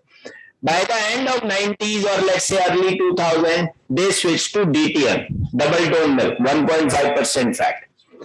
And then come 2014, those people were being switched to cow milk. Come 2019, they have been switched to desi cow milk or A2, whatever we call it as. As per the standard, if you look at the desi cow milk, its fat is close to 5%. And now what is happening, as this whole circle completes, the regulator is trying to reduce fat of buffalo milk from 6% to 5%. It means the game started from buffalo milk in 1990, ended up in 2021 with the suggestion of a doctor to reach to some desi milk, again at 5%, which is equivalent to buffalo milk. I would like to understand from you that how as a nutritionist or how as a medical professional, because I always say that the relationship of a food person, food professional like us and doctors, this is very, very complementary. In the sense, let's say if I'm a food regulator, I was having a session with IMA, Indian Medical Association, their doctors, and I simply told them, as FSSAI, as a regulator, if suppose I am acting on their behalf, my job is to deal with the culprit and your job is to deal with the victims. It means at any point of time, we need to have a very good collaboration in between us. So from that perspective, how do you deal, with, if you look at the consumer who comes to you, how this whole process of suggesting, is it so subtle? Or what change should be there in today's time when people are talking about vegan and all that and they don't know, what will happen after 10, 15 years? Please, would like to hear from you. Thank you. I agree that it's quite confusing because many times science evolves, new research evidence comes up, and then there are certain things which we believed in the past, we find evidence contrary to it. So science is always changing, but then this leaves people confused, and clear communication of scientific evidence in a manner which can be easily understandable and implementable is a real challenge, and it needs to be done. There's no doubt about it. And nowadays people have access to a lot of information through internet, and many times the sources are not authentic. So it becomes really it becomes essential for an authentic source of information, and the organizations such as Indian Medical Association have a very important role to play. I think there is no sort of shortcut or sort of easy way to go ahead, but we have to keep trying for clear communication. And also many times what happens is if you look at one attribute and try to sort of choose a product because of that attribute, many times people ignore the other attributes. For example, like products such as buttermilk or some products such as haldi doodh. So people perceive that it's healthy, but then haldi doodh has more sugar, whereas many of the buttermilks they have probiotic properties, but they have high salt. So I think one needs to have a clear communication, and nutrition literacy is quite important, and it falls on the shoulders of the nutrition and dietetics community as well as the medical professionals to have clear, simple guidelines which people can implement. Thank you. Thank you. I think this term nutritional literacy means a lot. And I think again, in whole, game of this communication to be created at a global level or at a national level, everyone, all the important stakeholders are around. So maybe a bit of nutritional literacy, even, passing it on to the education system in the respective country. In India, FSSAI is bringing this food part to a very, very important, up to the 7th or 8th standard, now the chapters have been created and something is going on in that direction. Now, quickly, Dr. Singh, I would like to know that in the wake of these new things coming up, now food safety is not an issue, authenticity is an issue. I am making claims, different kind of claims about my product. This is A2 milk, this is buffalo milk, this is cow milk, this is ghee milk. So it's not that easy and it's not that cheap, to get it tested and verify and make such kind of claims. So both consumer as well as, let's say, the person who is into this business, he is my farmer brother or sister, both of them require some very quick testing system on these authentic issues also, like checking authenticity. I'm not asking for checking soda or checking urea. I'm asking for, can I quickly check whether it is A2 or not, something like that. So in that direction, what NDRI is doing, we would like to know more from you.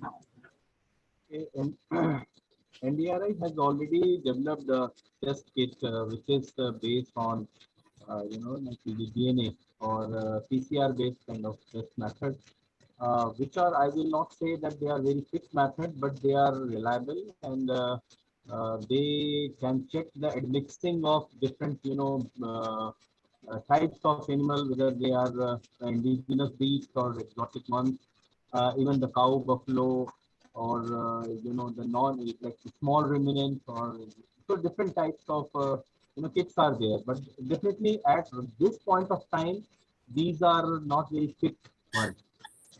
They take their own time. However, we are attempting to bring it to the farm field level, so that at the field level they can be checked within a minimum possible time. And what kind of kits are available from your side for consumers, let's say from milk perspective, some quick tests? Directly, these are not available to the consumers, but definitely we have transferred this technology to few of the established laboratories, NABL accredited laboratories, where we recommend always, and in some cases, like where we are doing some population kind of studies. So our institute as well as National Bureau of Animal Genetic Resources, there is a group of scientists which is also test those admixed kind of milk to see their purity, whether they are pure or not. Because these kind of kits and these kind of testing system directly to consumer, they are also a way to communicate and them about safe food, about authentic food. Dr. Joshi, we have seen that internationally so many things are happening. I shared some data, but the other kind of data which is coming up nowadays, it's more on, let's say, synthetic biology is going on. In last 2 years, if I'm not wrong, I'll have to correct that figure, but I think it is close to $600 billion kind of investment going into Series 1, Series 2 kind of funding. And majority of those products are plant-based products, be it milk, be it cheese, be it butter, and maybe lab-based kind of products. So many things are happening over there, and you see, you know, you have a very good hold on the complete supply chain from a global perspective. You know, the way things are happening, and definitely India is one of the largest markets. And from social media consumption also, I think probably we are number one right now in the world, maybe, if I'm not wrong. So from that perspective, how do you see in coming times these kind of developments? Are they going to have some impact? I'm not really worried about that. I'm with Mr. Kuldeep on this, that probably the volumes are not going to impact us much because our population is high and the volumes are low and they're meant for some niche. But how do you see this thing evolving and coming towards India in near future, maybe 3 to 5 years kind of thing? Do you see some threat from these products, these technologies, these companies? I think it's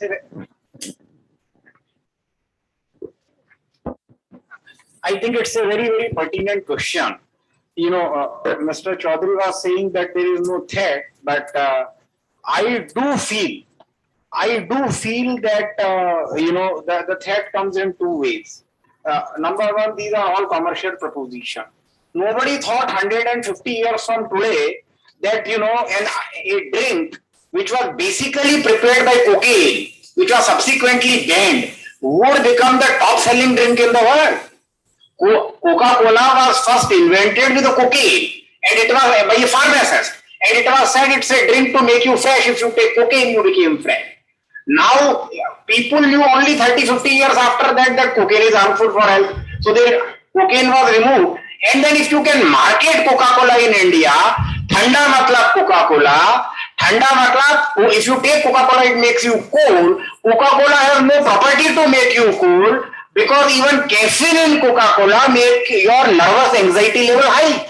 If you can market that concept, I have no doubt that plant-based drink can market. But these are all commercial proposition as on date. I'll tell you second thing. I think you brought a very, very good point that, you know, from 90 to 2000 and that. I'll give you an international marketing perspective. In 2003, you know, on the cover page of, you know, the Time magazine, you know, the cover story was, you know, if you take butter, it will clog into your heart and you will have an heart attack. So price of butter fell, you know, almost 1/3. And in 2014, same Time magazine, there was a cover story that butter is good for your health. So number one, and therefore, you know, A is the scientific research. I'm very, you know, I do not know how to tell you hesitantly, but, you know, like no economics is without politics and no science is without commercial proposition. This tells me. And this tells you the price of butter in the international market, you know, moving like price of gold. And again it increased. So this price impact can certainly happen in all, you know, the animal-based product, not only milk but meat as well. Now you find even the fish is available vegetarian, you know, made with this. You find the beef is available made with the vegetarian content, and we are giving a very tough competition to animal-based product. So therefore, you know, I will not mince my word. Dairy industry collectively need to fight it, like we had in the egg. You know, incidentally, that time I was in appeal and involved in this. Sunday ho ya Monday, rooj kha one day. If it is Sunday or Monday, you should eat an egg every day. So what happens is, if the category sales improves, so category is egg category, the similarly is category is milk category sales improve, you know, you get more. And those who have get a larger share like Amul, if they spend money on you know, on including the category sale of the milk, they get more benefit. And therefore, we need to arrive at a consensus to market this. So number one, and people culture. Now, those who understand sociology, incidentally, it's the Institute of Sociology. There are so many social scientists there. Culture is acculturation. Acculturation is a new culture comes. If you talk to my grandparents, they will refuse to take absolutely a soft drink. But if you ask my children and their grandchildren, they will refuse to take milk. So over 20-year, 40-year culture will change. And I do see a possibility in case milk industry, and you can include the meat as well, you don't, if you can convince the customer that the benefit that you derive with the animal-based milk, which I think we call in the scientific category is the only milk and that is the drink. Tomorrow, if they can convince the customer, not today, but 10 years, 20 years down the line, then I think the industry would have a tough time. Sir. So you have created. Yes, sir. Yes, please. Sir, I think right now also it is going on. There was a campaign from Amul, frozen dessert versus ice cream. Yeah. Rose milk versus packed milk. Yeah. Right? This kind of campaign running since long time. And still it is going on. We fought with HLL also and we won the case. So same kind of campaigning is required. Even it is happening in plant-based from Amul. There is no issue on that. Milk versus plant-based. But why a company? Because each time when we talk of Amul, we are talking of 36 lakh farmers. No, I am not talking, just I am giving an example. We have to create some purpose for that. Absolutely. We have to create a purpose and some NGO or any. I'm with you on this. Yeah. But get Dr. Joshi, he has raised a very, I think, how many of you have actually listened to him between the words? He talked about acculturation. And I'm talking about enculturation. When I talk of enculturation means my own culture being taught to me. Acculturation, somebody else's culture taught to me.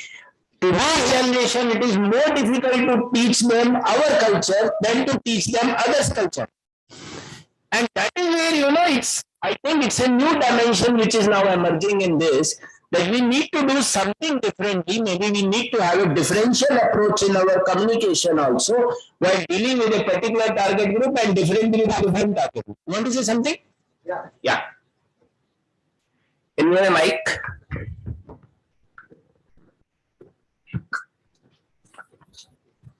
I was just listening and then what Joshi sir has just mentioned that. Please introduce yourself. Yeah, I'm Sandeep Kadian from Amul Dairy in QA and R&D. Yeah. Okay, so the concept is that what is raised is that like Coca-Cola, the other drinks. See, in 24 hours, people do have different emotions, right? Milk is always put in a segment in advertisement.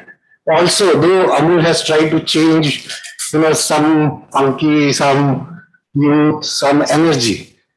So we need to create milk in fun segment, how to advertise milk, how to develop product, the energy segment, how to, what should I say, like, during the advertisement, there are different concepts.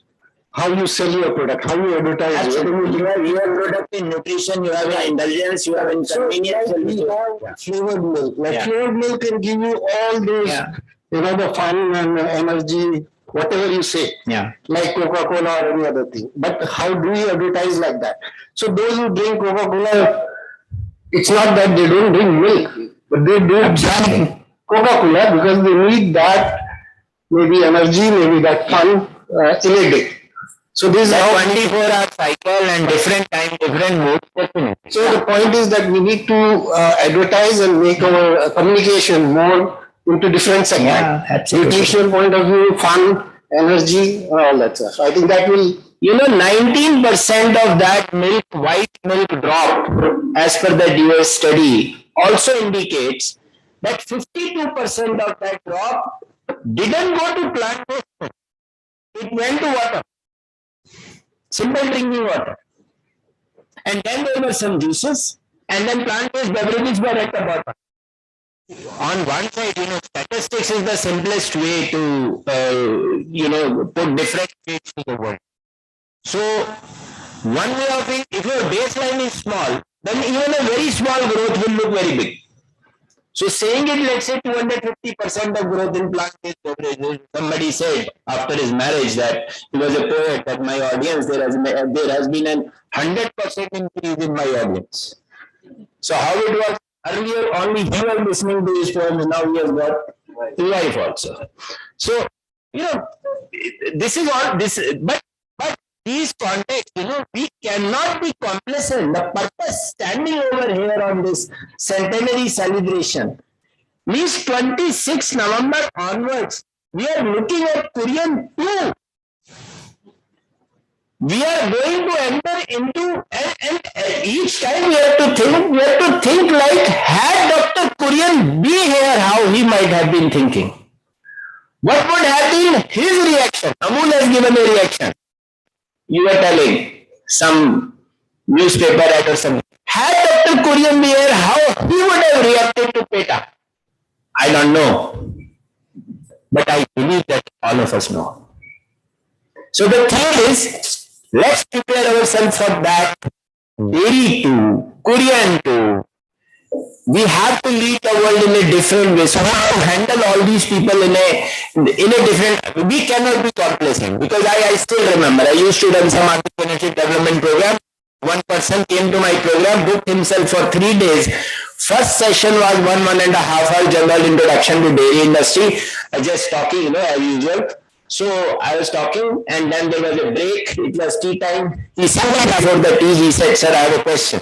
I said, "Yes." He said, "Sir, I am only worried about one thing. Money is no problem." He was having some 250, 300 crore rupees kind of asset lying very near to Delhi at Mathura. Very big group. He said, "Sir, money is no problem. Whichever line you say, we will put it up." My management has simply asked me one question: what if tomorrow the demand of milk is not there? Because whichever industry we have gone all across the world, this is a very simple question. Look at the demand. So I told him, "What are you saying? Milk demand? Could it be challenged? Do you think can it be challenged?" And today, I'm not saying it has been challenged. But what I'm trying to say, that at least this is also not a state where we could be complacent and think that nothing will happen, probably. So it's a good direction, we are setting a right tone for this. Dr. Parekh, I think one of the segment which is visible now after post-pandemic, that there has been a lot of conversion of unorganized into organized, that the consumer, the dairy consumer is not ready to go for unhygienically packed, and those, and some typical categories, unfortunately or fortunately, are from the indigenous milk products. Paneer as a segment, 40,000 crore rupees segment, only 3,300 crores in organized sector.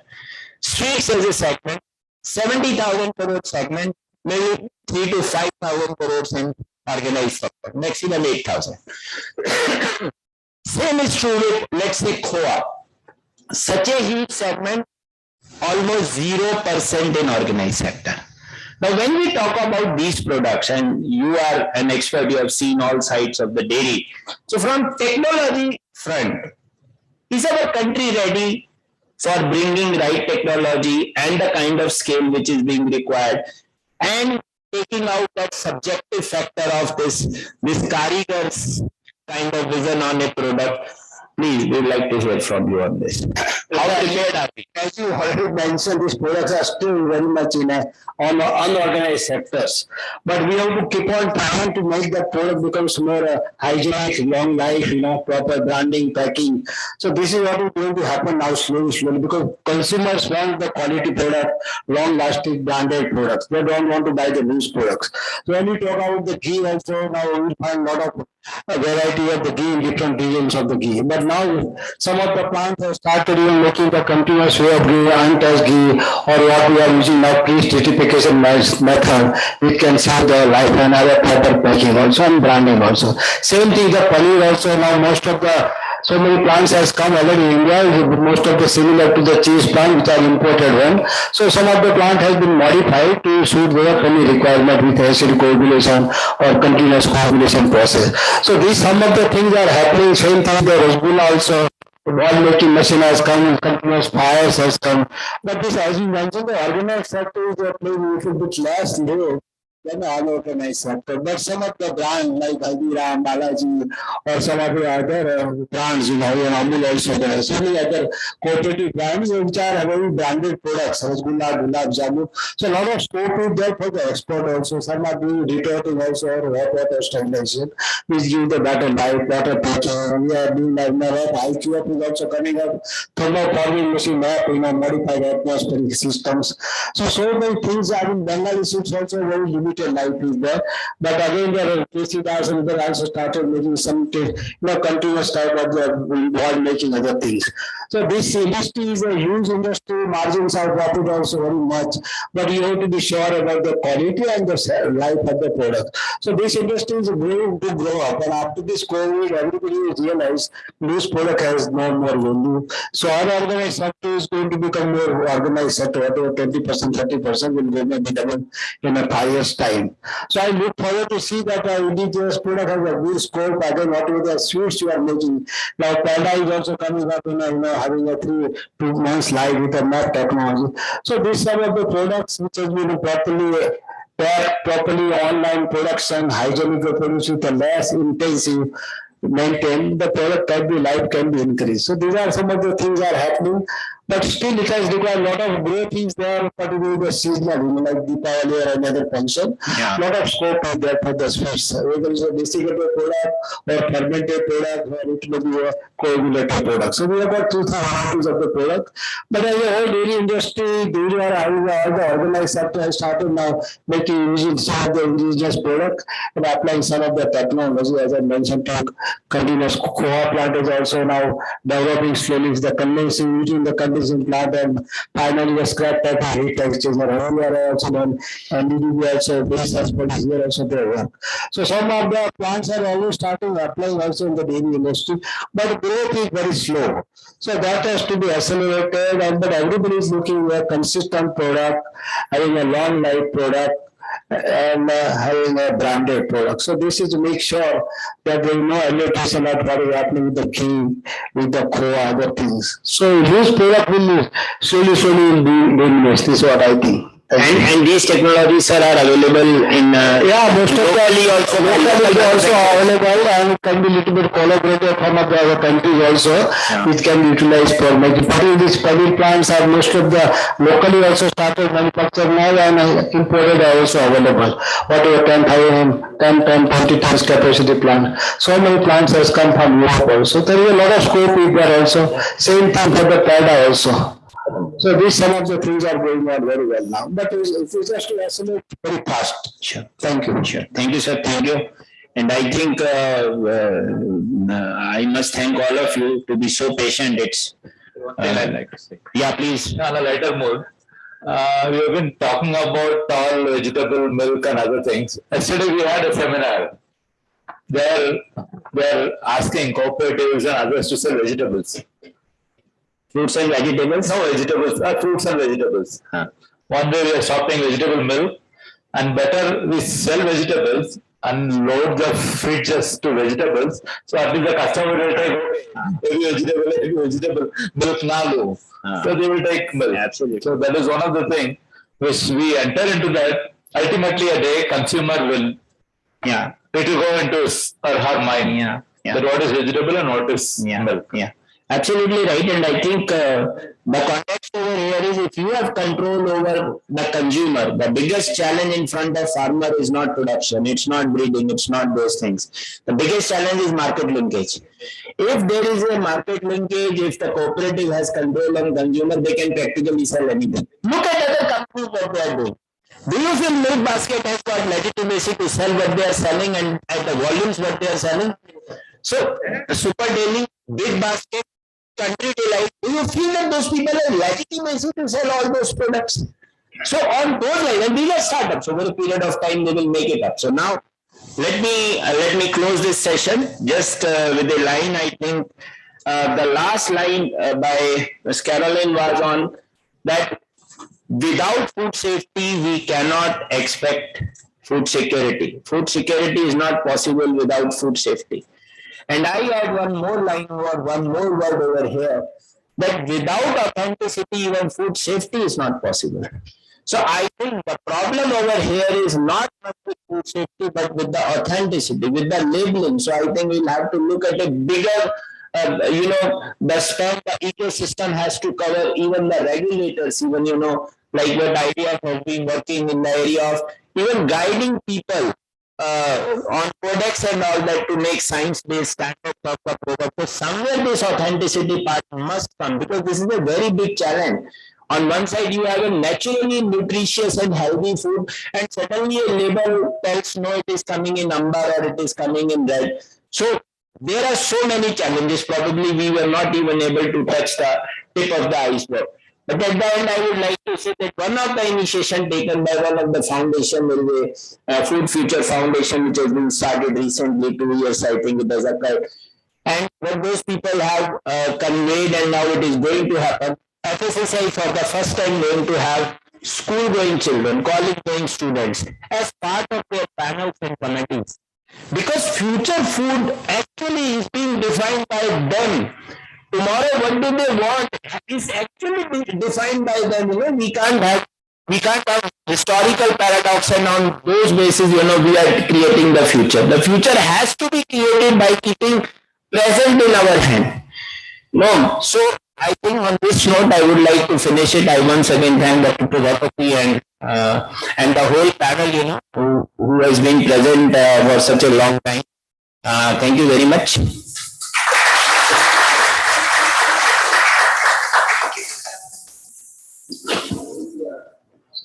Thank you so much, sir, for such an engaging discussion. As we come to the end of this panel discussion, I request Dr. J.V. Prajapati, sir, Chairperson VKCA, for vote of thanks and concluding remarks. Thank you, Smriti. So it is a very long session, 2 to 6, it's more than 4 hours now. And I really thank all those who are online, who are seeing Caroline and Dr. Srivastava and Judith till the end. Just Dr. Srivastava called me, took my permission that I'm leaving now. And all those who are physically present over here. They traveled a long way and still they have to go back along the way. So I'm thankful to all of you. I will not make any concluding remarks, but I feel sorry that Dr. Sodhi was to do that, but it was a very pressing meeting today and he was required to leave it. So we'll be soon circulating these proceedings of this, and probably I will request all the speakers to give some brief about what the talk, so that we can circulate to all of you, to other online viewers also, and all the members. So I'm thankful to all my panel members, especially starting from Sri Nimesh Shah, Chairman to Dr. R. Sodhi, was, even though he was today morning present when we left it, and then the director of UMA, Professor Uma Kandas. Then we had Caroline, Judith, Dr. Kasinasu, Dr. Joshi, Dr. Parekh, Sri Kuldeep. There are 2 Kuldeeps here, Kuldeep Chaudhary and Kuldeep Sharma, and all our distinguished members who attended this program and made it a success. So I'm happy that we did what we want, we achieved what we planned to do, and probably there's a lot of sensitization has occurred now that how do we link basic science to the society, and there will be good insights, and we have 2 eminent personalities connected to press, Kuldeep Sharma ji or Dr. J. Parekh, दोनों का अपना magazine है. I want that they should publish a full story about it, and the readers will take note of that. So at the end, I thank all of you very much, and thank my team who are working since last 2-3 months, especially Dr. Pankaj, Dr. Smriti, and Darshan. And thanks to our overall coordinator, Professor Shambhu Prasad. Probably 2 more sessions are going on still parallel down. So thank you all. Thank you very much. Thank you very much. Dr. Singh, thank you very much for joining and replacing the director of NDRF Karnal. Thank you, sir. Thank you very much. Thank you. We thank you all who have been patient with us for joining us both physically and virtually for the session. A special thanks to the active volunteers of IMA. We thank you all again. Have a good evening.